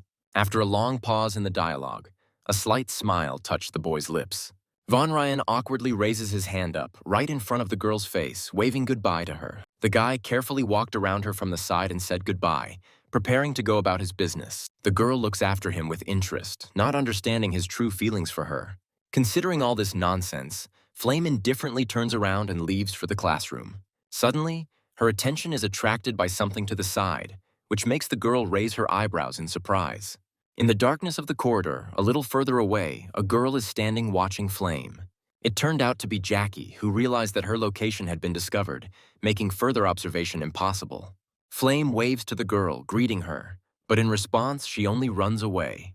This behavior of Jackie greatly discourages the heroine when she is left alone in the school hallway. Flame recalls her lesson in an extra lesson that she forgot about because of these chance encounters. The girl recalls that Bion and Izel will also be present at this lesson, so she is interested in seeing their confrontation. Flame arrived at the auditorium where students had already gathered for additional classes. Buck and Yusung had also arrived at the auditorium earlier and sat down together, which the former was not too happy about. Isel is also present in the classroom. She is in some kind of prostration, coldly staring into the void. Flame looked at everyone in the classroom and went to her seat, realizing that the heroes of the novel were already there. The girl sat down in her seat, clenching her fists from the realization that Yusol seemed to know how to pass the test correctly to enter this class. Looking at him, the girl is angry with him, not understanding where this character came from, because he is not in the novel. Flame continues to think about this guy, thinking that Buck seems to know everything in advance. The girl agrees with herself that this man is extremely dangerous to her. Yusol himself, in turn, is not as happy with his place in the audience as it might seem at first glance. Yusung literally beams from communicating with his neighbor, showing his good mood with a smile. Buck does not understand how this happened and why Yusung behaves this way towards him. The guy looks at his radiant neighbor, who does not even hide his warm feelings. A guy from a lower class arrived to explain to the audience how he solved a difficult problem in the exam. The students are skeptical about him, but still listen to him attentively. The boy himself did not expect that he would explain all this to such high-level students, so he is somewhat discouraged. His gaze fell on Yusol, who had collected the lowest score on the magic test. A snide smile appears on the speaker's face when he realizes that he will explain all this to him, because he is a commoner. Accepting this state of affairs, the guy quickly changes his face and begins to explain. The young man tells how he was able to solve one of the first tasks, which were deliberately more difficult. Yusung looks at his neighbor, smiling smugly at his thoughts, which he keeps to himself for now. Buck notices this and pays attention to the guy next to him, not understanding this level of attention in his direction. The young man smiles more strongly and asks his friend's opinion on whether in his opinion the task was solved correctly by that guy. Buck is greatly discouraged by such an unexpected question, not immediately knowing what to answer. The guy thinks about this question and yet honestly answers that no, he does not know. His answer was heard by the speaker at the blackboard, but only the first part of the young man's answer reached him. Others in the audience heard the same thing, leading everyone to think that Beck disagrees with the speaker's decision. The guy can't stand such an insult and just stares at the board out of anger. Continuing to think about Yusol's words, his fingers crush the chalk with which the solution to the problem was written in anger. Buck doesn't understand why all the attention is on him now because he didn't say anything like that. The speaker invites Usol to go to the blackboard and explain the solution to the problem on his own. The young man understands that there is no way out, and now he will have to get out of this situation only in this way. Yu-sung, in turn, cheers him up and tells him to go to the blackboard because he is sure that he can do it. Bak finds nothing better than to go out and show the real solution to this problem. A barely audible whisper rises in the audience, following the boy who does not pay attention to it. Even Beyond examines the young man with interest as he calmly continues his way to the blackboard. Arriving at the speaker, Beck takes the baton on this issue to solve the problem. He puts on Bulbul's glasses because he does not understand how he managed to solve the problem in reality. With the help of this artifact, the guy sees that this task is built on wordplay and a creative approach to solving difficulties. The young man is discouraged by such a selection of tasks because it is impossible to solve it so simply, according to the textbook. Bak examines the board with notes and says that he cannot explain the solution. However, the guy can say what exactly was the mistake of the speaker who described his solution on the board. The young man explains that this task cannot be reduced to solving with the help of mathematics. The boy admits that his version turned out to be correct by chance, so with a different task, the answer would not be correct. Beck says that the problem requires a direct creative solution and cannot be described by mathematics. When Yusol begins to explain the solution to the problem, the others in the audience begin to write down his words, even the previous speaker. Flame is very surprised that even the smartest in the class listened to the guy with interest. Realizing that this guy is too dangerous for her, she realizes that he has attracted the attention of even Byeon and Aizel. The girl came to see their confrontation described in the novel, but because of Yusol, they are too carried away by the activity. It is already evening outside, when the lesson is coming to an end and the sun's rays are caressing the windows of the academy in farewell. Yusung says goodbye to his comrade with a smile, hoping to meet him the next day. The guy glows with happiness, leaving the classroom and leaving Jusol alone with his thoughts. Buck is greatly discouraged by his behavior, as he did not want to interfere with the plot. How exactly this happens and why they all pay attention to him, the boy does not understand. Deciding not to pay attention to this for the time being, Beck leaves the room, trying not to think about his comrade's behavior. In the hallway, the young man sees Byeon, who seems to be waiting for someone after the lesson. The girl looks distantly into the void, not paying attention to everything around her. Beck notices her anticipation, realizing that she can most likely wait for someone in the audience. The guy thinks that this does not concern him, so he decides to go on with his business. Yusol stops when he hears the girl call him by his full name, addressing him directly. Buck looks at her, somewhat confused, so he doesn't immediately realize that she has addressed him. The girl decides to talk to him first, so she asks that she would like to listen to how he solved this problem. Byeon talks about her question because it is extremely important for her to learn how to solve such problems. The guy finds it difficult to answer and tell how he managed to answer the first questions of the test. The girl assures the young man that his time will not be wasted, so she offers to teach her for a fee. After these words, the guy became interested in her offer because her offer of compensation is really intriguing. The young man is not sure that he has heard and understood the princess correctly, so he still asks again. The girl, without changing her face, repeats everything said about the fairly assigned cost of his services. Realizing that he really understood everything correctly, the guy tries to plan what and how to say to her in order to get out of this situation. The action is transferred to the library, where even rows of books with magical knowledge stand on shelves under the warm light of lamps. 2 students took their seats in the reading room so that one could teach the other how to solve a certain type of problem. Beck examines Byung's answer sheets, trying to figure out why she asked him to help him. He asks her about it, mentioning the fact that all her questions after the third are absolutely correct. The guy wonders if she is ashamed to ask for help from someone whose other answers to the questions were incorrect. Byeon answers briefly and quickly, like any other questions, that she is not at all worried about it. Buck asks her about the reason why she decided to seek help from him, which causes her face to change dramatically. The guy talks about the fact that the princess probably has a lot of influence and friends who would be ready to help her. The girl quickly responds to him, talking about the only 3 students who answered this question, among them Yusung and Flame. Yusol can't find the right words to describe his indignation and surprise at this fact. His hands tense and shake slightly when the lady tells him that these issues should have been unresolved and she wants to learn. The young man now understands why Flame treated him this way, and Yusung was constantly smiling. The young man is immersed in his thoughts about the plot in which he so brazenly interfered and whose gears he swapped without knowing it. While the boy is somewhere in his thoughts about the trick issues, the girl looks at him carefully, waiting for his decision. Flame knows the intricacies of this world order because she read the book at one time. That is why she knew about the questions that were not in the game, because there the test was passed in one click of the mouse. But now, a stranger has intervened in the plot, whom she did not expect to see, so she avoids Yusol. Buck thinks about all this and asks the girl opposite if she can fulfill one of his requests in return for help in learning. Baeon answers briefly, agreeing with the proposal, showing confidence that he wants to succeed. Yusol asks the girl to use her connections and forge his staff into a magic sword. When asked why he needs such an attribute that is not suitable for a magician, the guy only talks about his style, which requires a sword. The young man says that in these problems, the problem is not posed according to textbooks. It is about changes in perspective, so it is difficult to solve them immediately.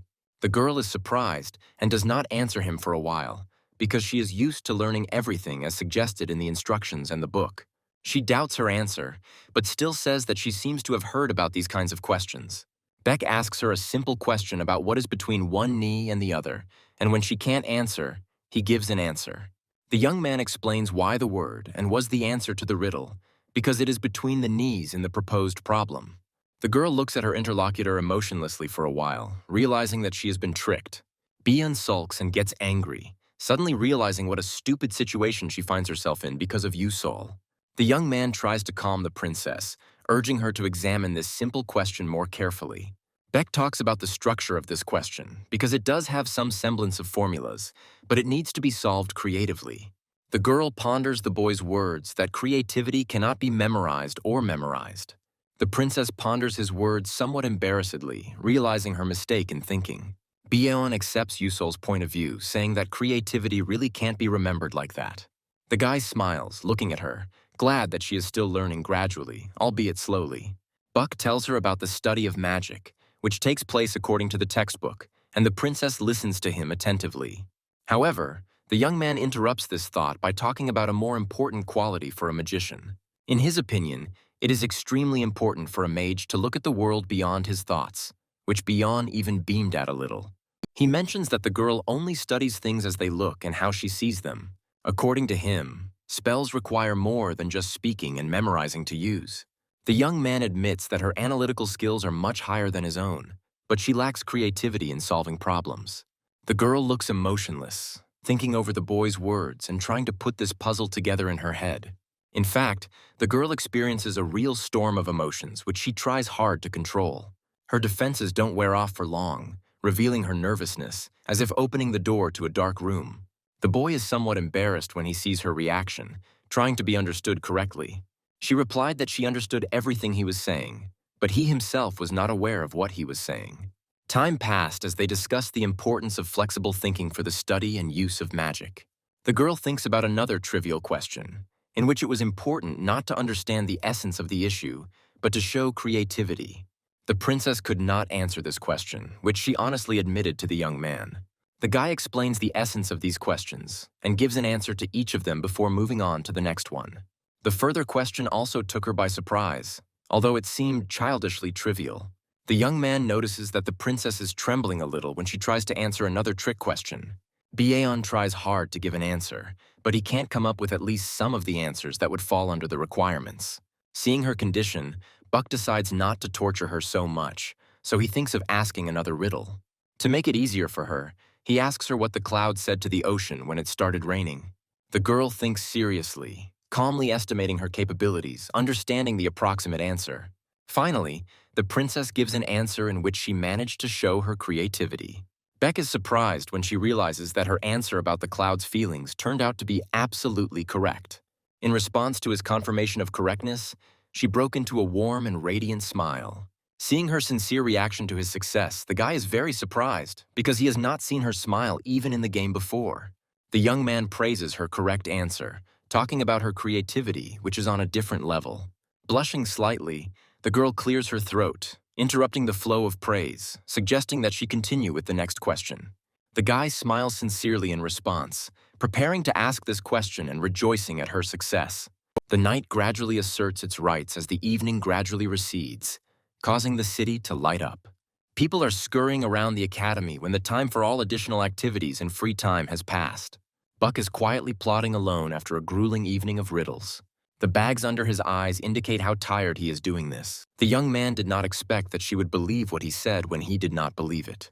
Buck sighs, aware of her successes, but also unsure if he told her correctly.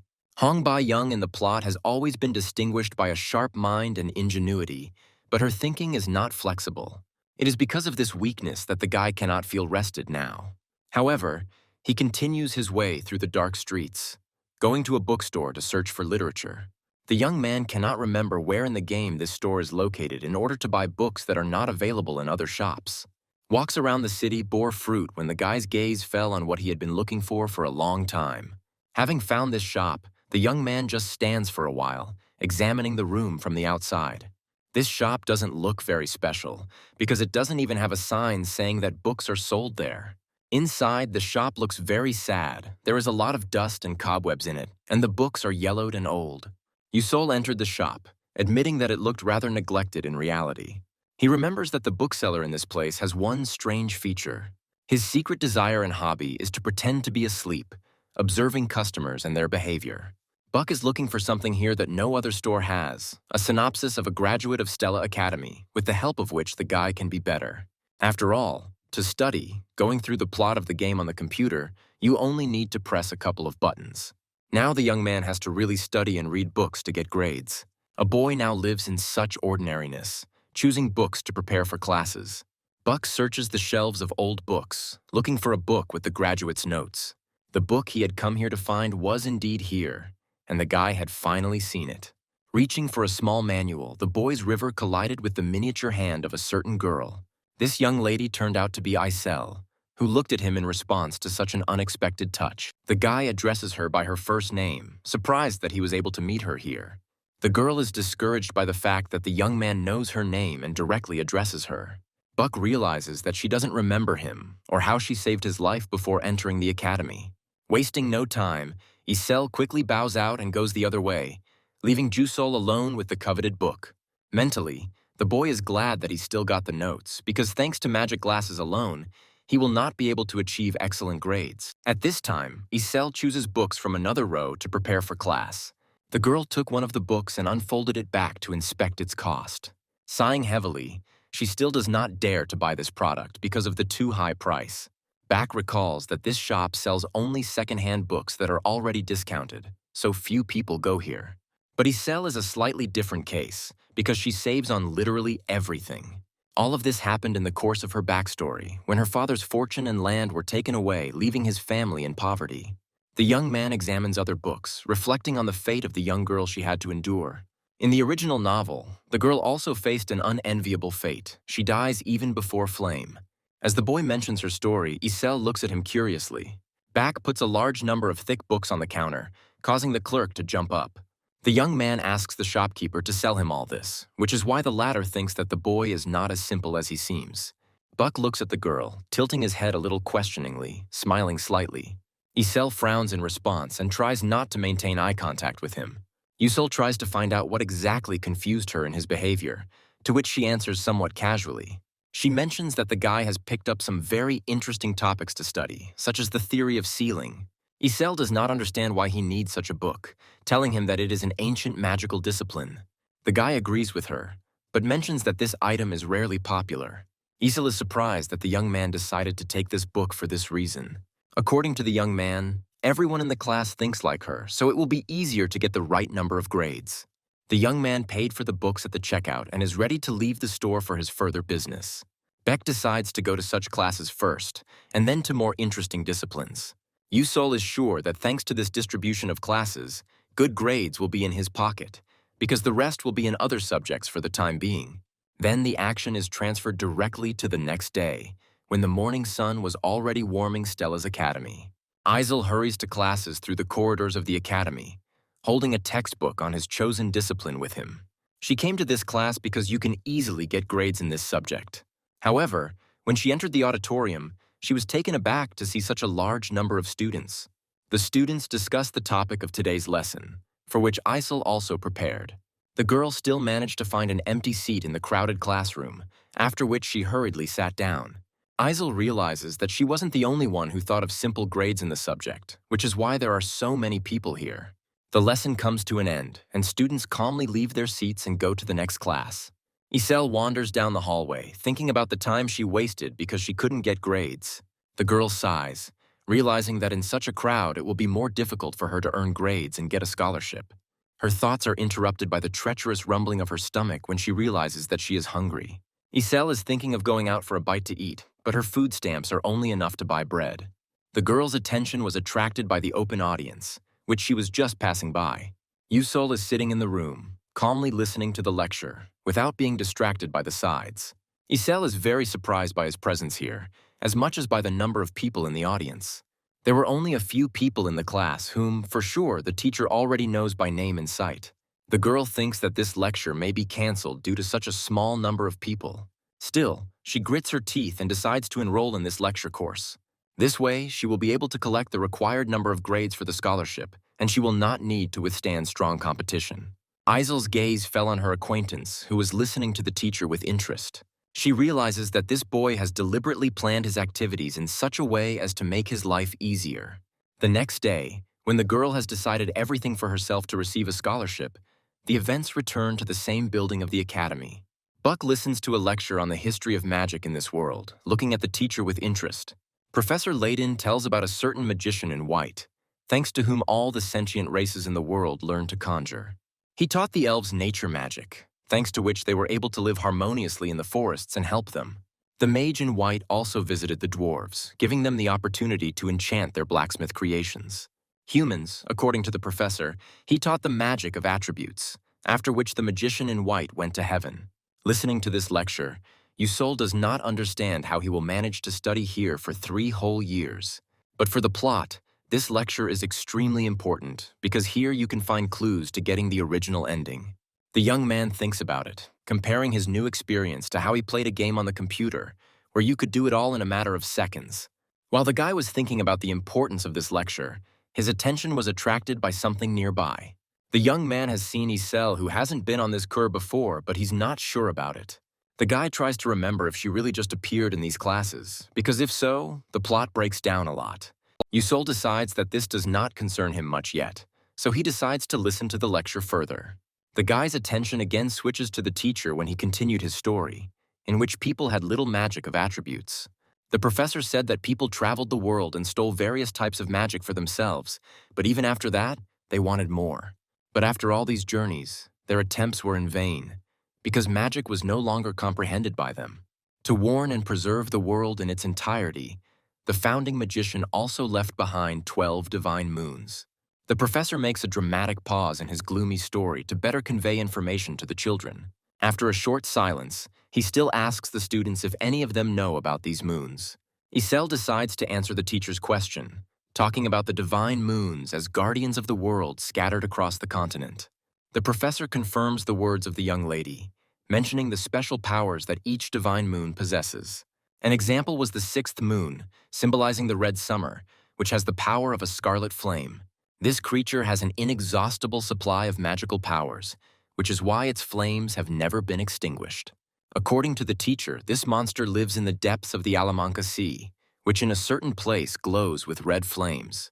Buck remembers this sea in the game, realizing that all living things died when approaching the place, without the necessary equipment. Mr. Layden also mentions the Levian coast, showing its image on the board, talking about the whirlpool next to it. The moon of the blue winter is located there, so he emphasizes that each has its own power, and if they are put together, a miracle will happen. What kind of miracle should happen? The professor, like the entire scientific community, does not know. Jusol mentally confirms Layden's words, remembering how he played this game. In the course of the game, he had indeed encountered several divine moons.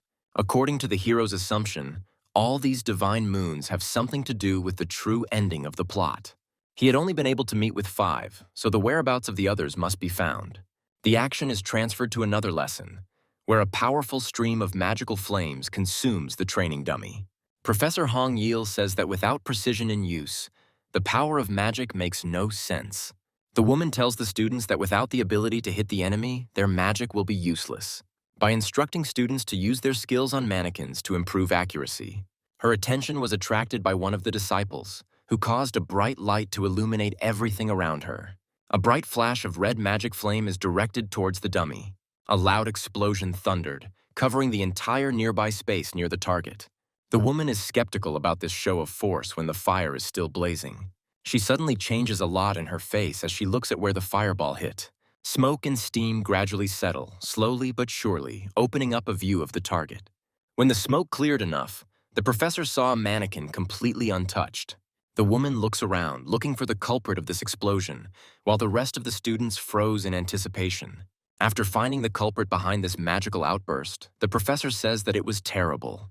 It turned out that she was addressing her daughter, who directed this powerful stream of fire at the target.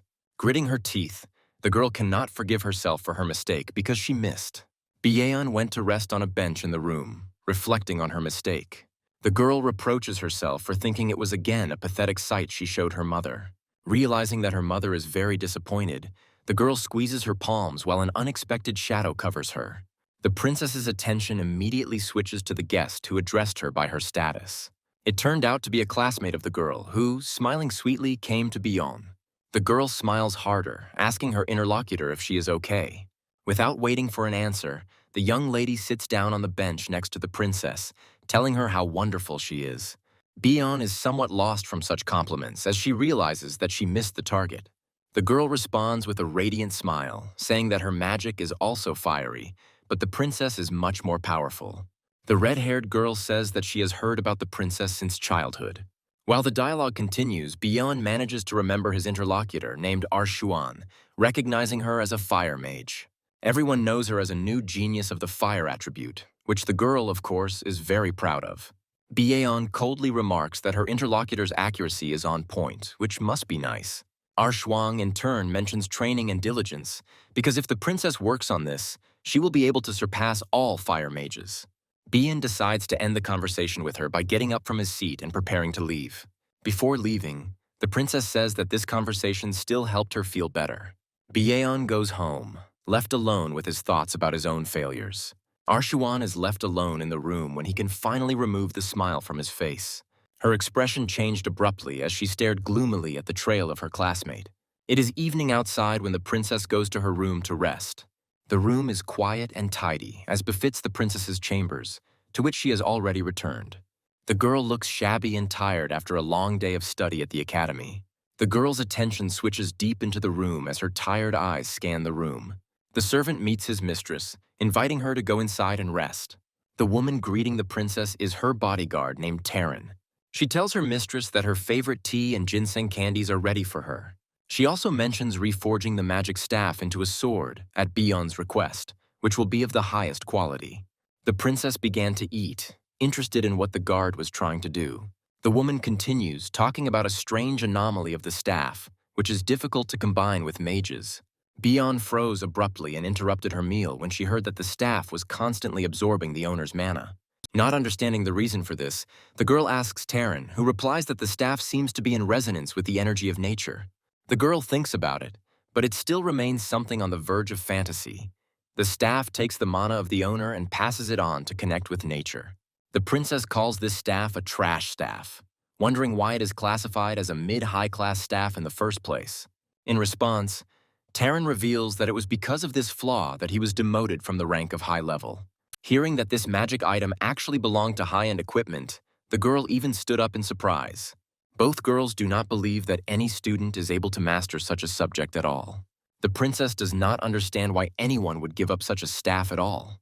Byeon sits down again and shrugs her shoulders, talking about her acquaintance, confident in his abilities. Drinking tea from an ornate cup, the princess admits that this boy is truly unique. Thinking about this staff and Jusola, the princess looks out the window where the sun has almost set.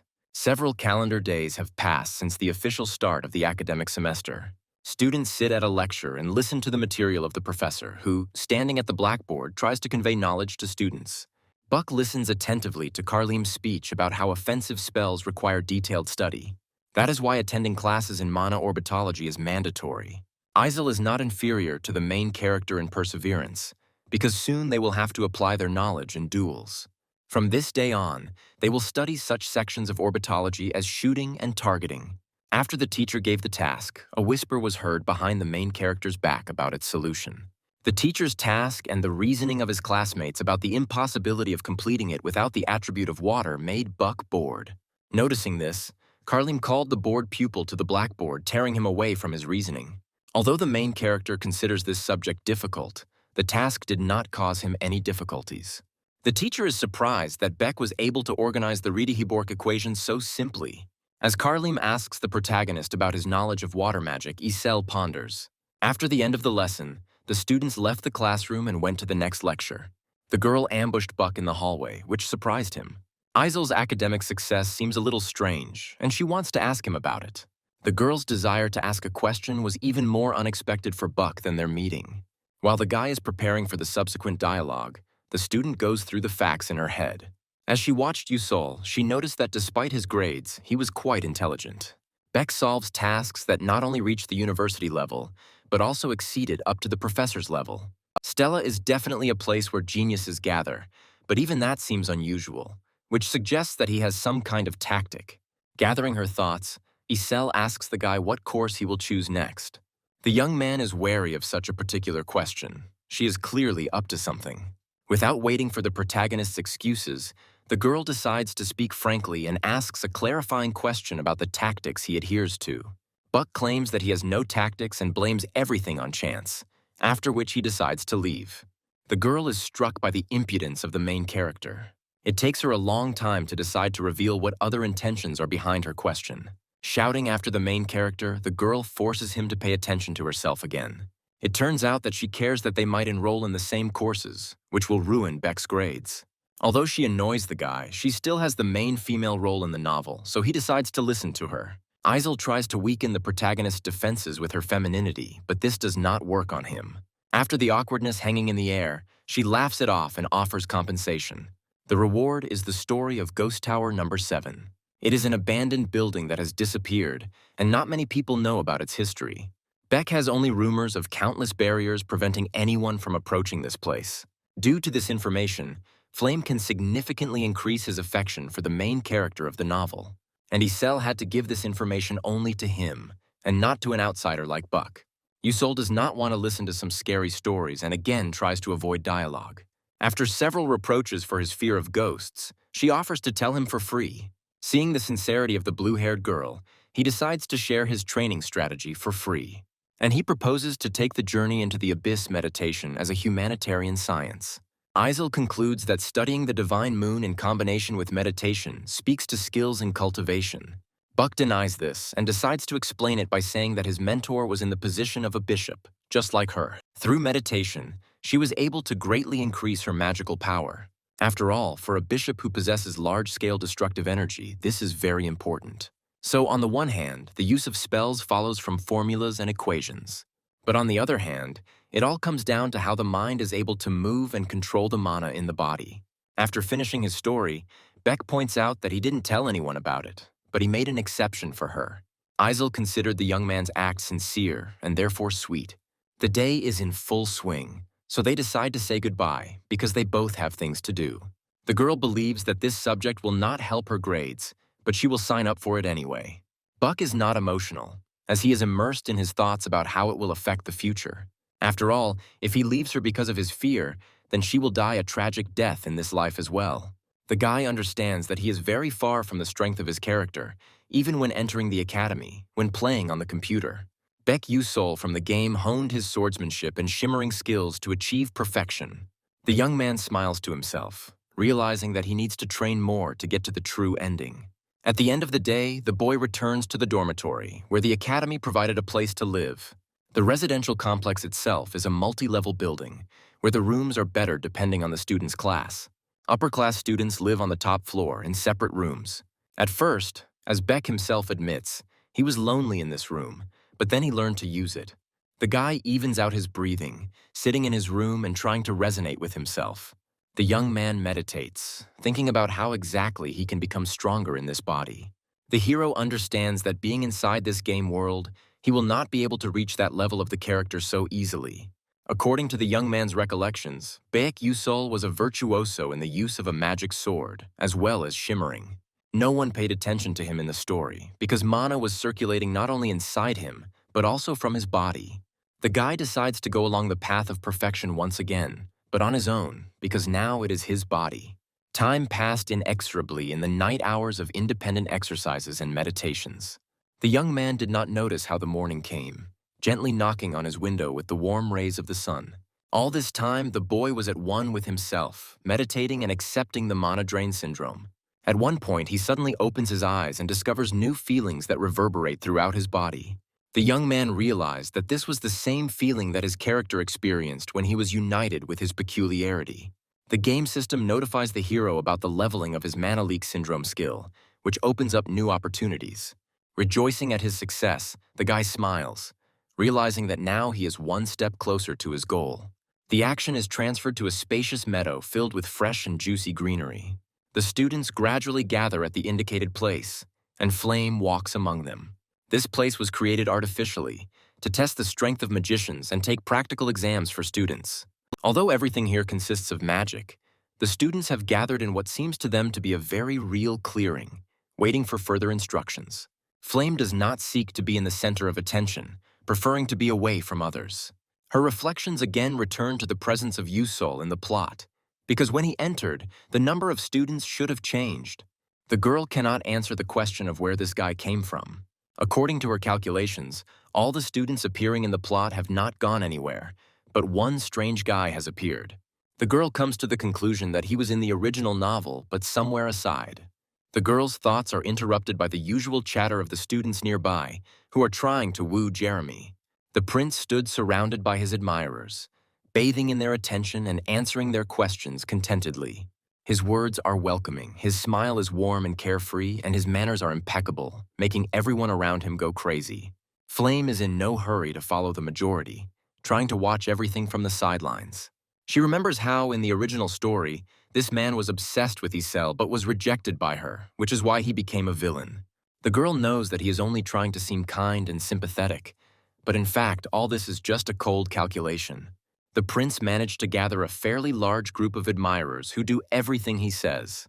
Wasting no time on stupidity, the girl goes about her business, waiting for the order of the teachers. Soon, Professor Lee himself appeared nearby with another task for his students. The man explains that the students must show at what level their strength is. That is why this training ground was designed, where students will have to go through their first practical experience of battle. After activation, this field will turn into a kind of dungeon, inhabited by multi-level monsters. To win, as the professor says, students need to defeat monsters and collect special pointers, which are not many. Points will be awarded for each of these actions, but the time for explanations has come to an end. The students are greatly surprised to see their teacher disappear, leaving him alone with the dangers ahead. The ground under the students' feet opened, releasing powerful plant stems from its bowels. Flame watches the flowering meadow rapidly transform. In front of her eyes now stretches a hard-to-pass forest of beanstalks of magic stalks. Finding herself alone with the danger of a new place, the girl thinks over a plan of action. The forest stretches for huge distances in all directions of the world, hiding a large number of monsters and traps of various types. The students stand lost for a while among the huge stems of magical plants. Flame goes in search of monsters and pointers in order to win. Another figure followed the girl, which the young lady notices, turning around a little. It turns out to be Jackie, who offers to form a team and complete the dungeon together. The girl tactfully refuses, to which Jackie sarcastically remarks that she apparently does not want to share points. Flame suggests that she go together next time, after which the girls separate. The heroine continues to think that Jackie imitates her style and behavior. Waving off annoying thoughts, Flame goes deep into the forest to score as many points as possible. On the way of the young lady, there are low-level monster slugs in large numbers, which she deals with without any problems. Despite their low level of strength, this is a rather exhausting activity with a low increase in points. The girl's thoughts are interrupted when she hears crackles and noises nearby. It turned out to be a trap located right next to the young lady's feet. Flame uses her staff to activate defensive magic, allowing her to escape from the trap. The girl uses magic to drive away the annoying stems of predatory plants. With the overall scoring, the girl realizes that she has only 18 points at the moment. Realizing that this is too little, the young lady goes on in search of monsters. The girl notices someone near her, thinking that it is some kind of monster. There is a silhouette in front of her, which managed to hide its presence so she could hardly find it. Approaching a stranger, the girl realizes that this is actually a person. Flame is surprised when he realizes that this man is strong enough to hide his magical powers. The girl decides to find out who this person is, as she understands that she can do the same in concealment. Flame carefully peeks out from behind a tree to discreetly learn the student's identity. The man continues on his way, keeping his identity a secret from the girl. Her face stretches in surprise when she realizes who it really is.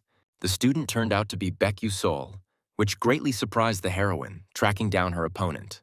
She sees that the guy has already found one of the pointers, for which they give a large number of points, not understanding how he managed to do it.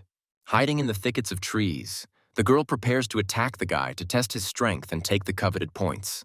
The young man stands a little further away from her, unaware of the impending attack. Flame decides to act immediately, starting to cast his spell. The distance to the target is perfectly chosen in such a way that he cannot dodge and defend. And because of the power of the spell and the speed of the projectile, the guy won't even have time to react. By concentrating the energy of light in the staff and around herself, Flame is ready to direct her magic to Yu-sol. A yellow flash of light magic headed towards the victim in a crushing stream. The charge of the purest light is almost reaching its target, rushing at an incredibly high speed. The back only had time to react at the last moment, when the projectile was already a moment away from him. Having deceived fate, Yu-sol uses the flicker at the same second, saving himself from death. The girl is shocked. She can't believe that someone managed to dodge this spell from such a distance. Looking at the empty forest, Flame tries to compare all the available facts about this man. The girl trembles slightly, not understanding where she made a mistake and where her mistake was. Still in a stupor, Flame is still aware of what happened a moment ago for a long time.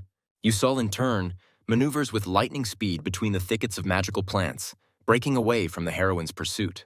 With the help of his abilities, he was able to outflank his opponent, realizing that he was almost getting into trouble. The guy examines his stats and comes to the conclusion that he has 2 flickers left at the moment. Buck continues his way through the magical forest, making his way along paths and paths. Something in front of him caught his attention, causing him to stop. A group of students of a lower class stand in front of him, plotting something evil. The guys recognize the boy as the famous Yu-sol, who could not pass the test for magical abilities.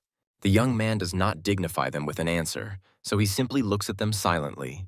The opponents stood opposite each other, but the hero is outnumbered for an open clash. The young man tries to remember where he saw his interlocutor and why his face seems so familiar. This man, Raiden, is quite famous in the academy among the freshmen of a lower rank, as Beck recalls. This is a gang led by Uzlek, who in turn is a subordinate of Prince Jeremy.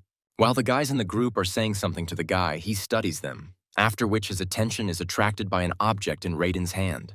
He already had 3 magic pointers in his hand, which was equivalent to a large number of points. This gang decided to earn points by robbery and robbery, taking them away from other students, as Yu-sol understands. And indeed, Raiden is already demanding that the guy immediately give the honestly earned pointer to them. Having received a negative answer to his demands, the guy grins maliciously. The young man puts the magic wand in front of him, threatening to use it if the demands are not met. Back analyzes his opponents as they continue their hollow threats. Yu-sol realizes that he only has 2 flickers left, so an open confrontation with this group will cost his life. The young man holds out a pointer, saying that he will give him the pointer so that he can remain intact. Raiden smiles, realizing how easy it was for him to get new points. Back realizes that these pointers are some kind of bug in this game, due to their great durability and non-conductivity of magic. Thanks to this fact, the young man decides to use this object as a weapon, making a sharp lunge at his opponent. Raiden is very surprised by his opponent's sharp attack, but does not have time to react. Buck smiles, showing his wand, preparing to deliver his first blow. Raiden manages to put a magic block and avoid damage from Yu-sol's advance. Waving his hand to the side, the guy looks furiously in the direction of his opponent. The young man shouts, cursing the name of Yu-sol, preparing to attack back to retaliate for the insult. Suddenly, Raiden discovers that there is no one in front of him and he is talking to himself. The enemy has fled. Not understanding how it was possible to move so quickly, the young man looked in the direction where Yu-sol was running. Buck stands a little further away from his opponent, laughing and saying how much danger he was in attacking this group. However, he still managed to steal one of their 3 pointers, which he happily demonstrates. Bak took advantage of a game bug that allowed him to strike with this sturdy object without destroying his opponent's magical powers. The guy refused to return the pointer, realizing that he was able to use this item this way only because of the mana leak syndrome. Raiden stares furiously at his opponent, contemplating how he will take revenge on the offender.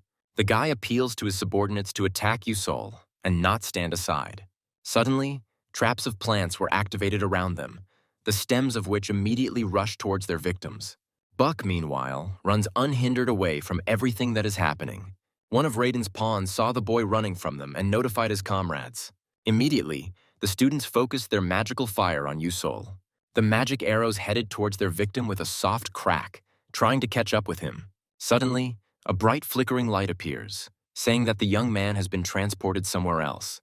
Raiden tries to calm his men down in a loud voice in order to maintain some semblance of their squad formation. His speech is interrupted by Buck, who appears as if out of nowhere in a bright glow of flickering. Without giving his opponent even a second to think, the young man struck again. Raiden falls backwards, hissing in pain and provoking his panicked comrades to act rashly. One of his companions summons lightning bolts to attack everything around him and prevent Yusol's attacks. The white columns of discharges begin to beat indiscriminately in different directions, preventing the students from moving out of this semblance of a cage. As the smoke settled and the lightning cleared, the group was able to see their opponent standing on a rock just above them. Raiden shouts various curses at his opponent, promising to catch up with him and take revenge. To insult Raiden even more, Buck shows 3 pointers and smiles, revealing that he managed to take 2 from them. While the young man shouts insults and curses after the departing Yusol, someone from the shadows is watching this whole scene. Buck walks through the magical forest and rejoices in the good fortune he was able to get. Suddenly, the guy begins to feel the most powerful presence of magic, but does not see anything. Turning over his shoulder in fright, the young man found a horrifying picture. A huge comet of roaring red flames rushes towards him at breakneck speed. The fireball collided with the ground, covering everything around it with tongues of flame. The guy manages to dodge with the help of Shimmer, but this time the blow was too close. A familiar silhouette rises above the destruction through the dusty haze as the young man looks at the perpetrator of this attack. The attacker turned out to be Princess Byeon, calmly standing amidst all the chaos around her. Hung Byung stands with an impartial face, waiting for an answer to his question from Beck. The main character is surprised by the girl's attack, but tries not to show it. The guy comes to the realization that although Hong is a princess, she does not shy away from dirty tricks. Breaking her silence, she says that she was going to finish off the winning side and take points for herself. After eliminating the innuendo, the princess offers to solve the situation with a duel. After all, for her, taking the last from a commoner is a low act, unworthy of royalty. Buck condemns the girl's double standards and also notes that she is stronger as a mage, and the duel will be unfair. Hong puts him in his place, saying that she saw him play with those students and didn't use strong magic. The girl falls into memories, replaying recent events in her head. Disconnected from thoughts of her abusive mother, she turns to the sounds of battle. Noticing how Bak Yusol deftly dodges Raiden's attacks with his henchmen. The guy has to make an effort to get the most out of his skills and not fall under enemy magic. Meanwhile, Han ponders the best course of action for her, as even for her, fighting against 6 is no easy task. Bak stops the series of jumps and strikes back, shocking his opponents. The girl is amazed by the impudence of the main character, because he used only the Shimmer spell. And then her indignation is transferred to Raiden and the others, because people who grew up in mage families are not supposed to lose like that. Having reached this memory, the girl abruptly returns to the current situation, knowing what she will do next. Han, already preparing the spell, decides not to stand on ceremony and give his best. Magical rune circles appear in the air, heating it to the limit with fire magic.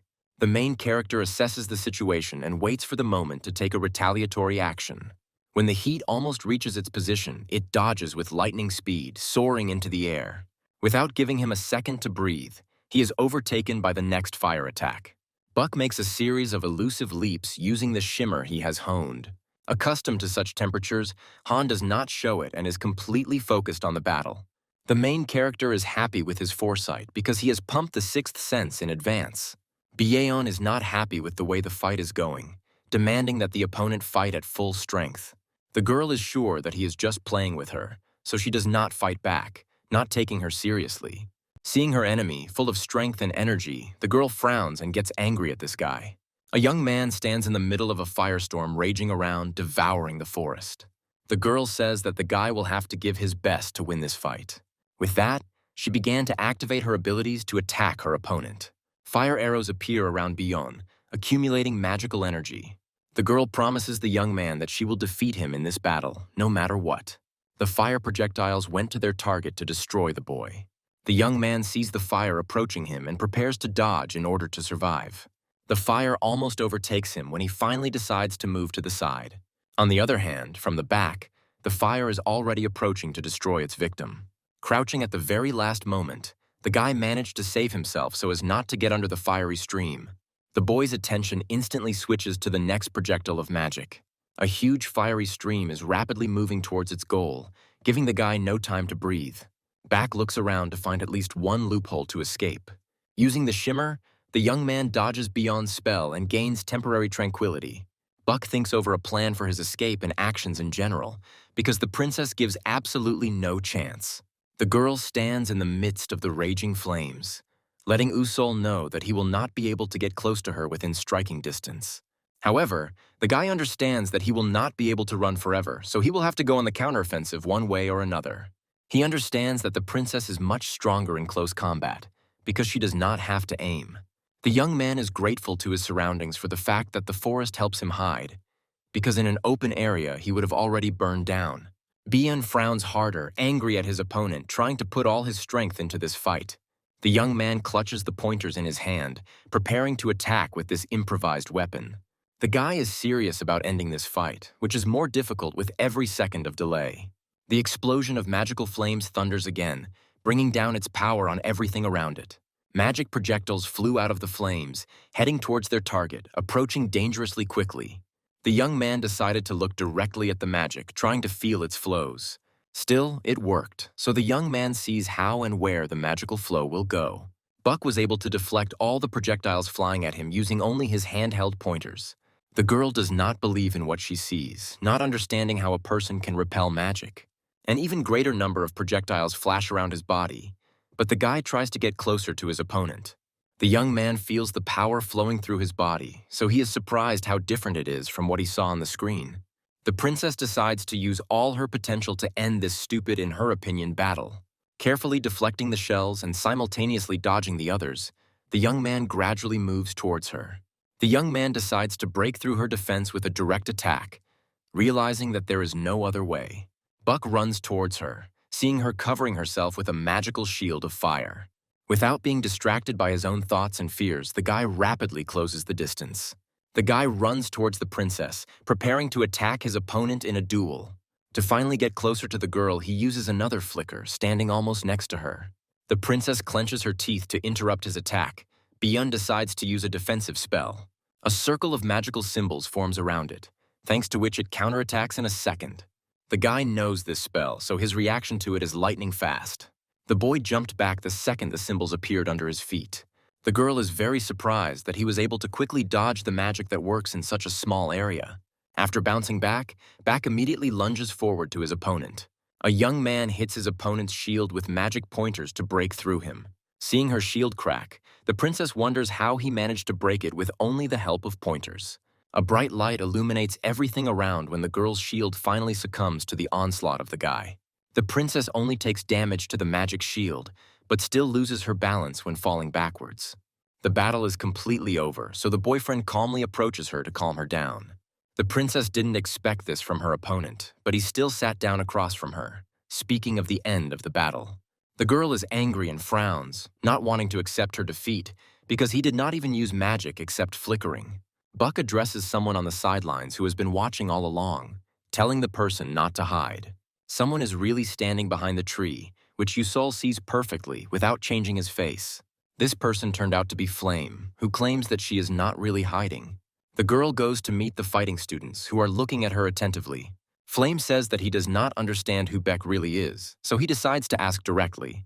Yusol is very surprised by her direct question and cannot tell her right away, so he tries not to show it. She considers the use of pointers as improvised weapons highly suspicious. The girl is too pushy, so he can't just leave it unanswered. Pretending to be stupid, the boy says that these objects were too strong. When she asks why chivalry died out in this world, The guy does not know what to answer. The girl again asks him directly about who he really is and what he is hiding. Princess Byeon stands aside, but is also very interested in this issue. The young man is very discouraged that such a topic of conversation appeared too early. Bak thinks about showing all his cards, but decides to keep to himself. The guy decides to take the dialogue in a different direction, saying that he only wants to help her. The girl does not quite understand his words, to which he replies that he just wants to help her. Flame still cannot understand and believe in his intentions, because Yusol behaves too suspiciously. Bak, in turn, decides to just leave the dialogue and go about his business. While the guy is trying to seem cool, several pointers fly into the back of his head. Turning around, he realizes that Byeon stopped him by throwing away all her pointers. The princess does not understand why the boy did not dodge the objects flying at his back, because he dodged magic calmly. The girl says that because of the defeat, she is forced to give her points to the winner.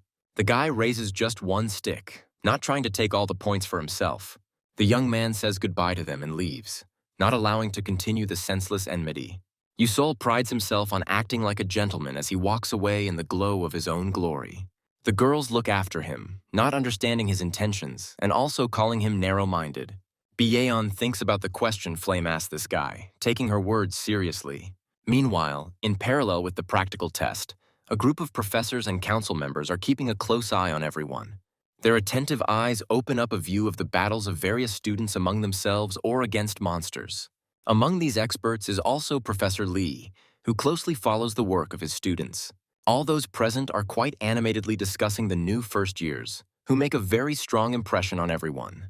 The man carefully looks at the magic screen, realizing that right now in the room influential people are also watching the lesson. His attention was caught by something in the magical forest as he inspected all the magic screens. Everyone's attention was attracted by the duel between Yusung and Vonrian, which was about to begin. Students are ready to start the fight. Each of them is waiting for the first step of the opponent. Vonrian decides to use the spell to attack the enemy from a distance. Yusung is slow to fight back or dodge, allowing his opponent's attacks to get close to him. His body quickly disappears from view, leaving only faint shadows in the air. Yusung manages to pull off this trick 3 times in a row without losing his impetuosity.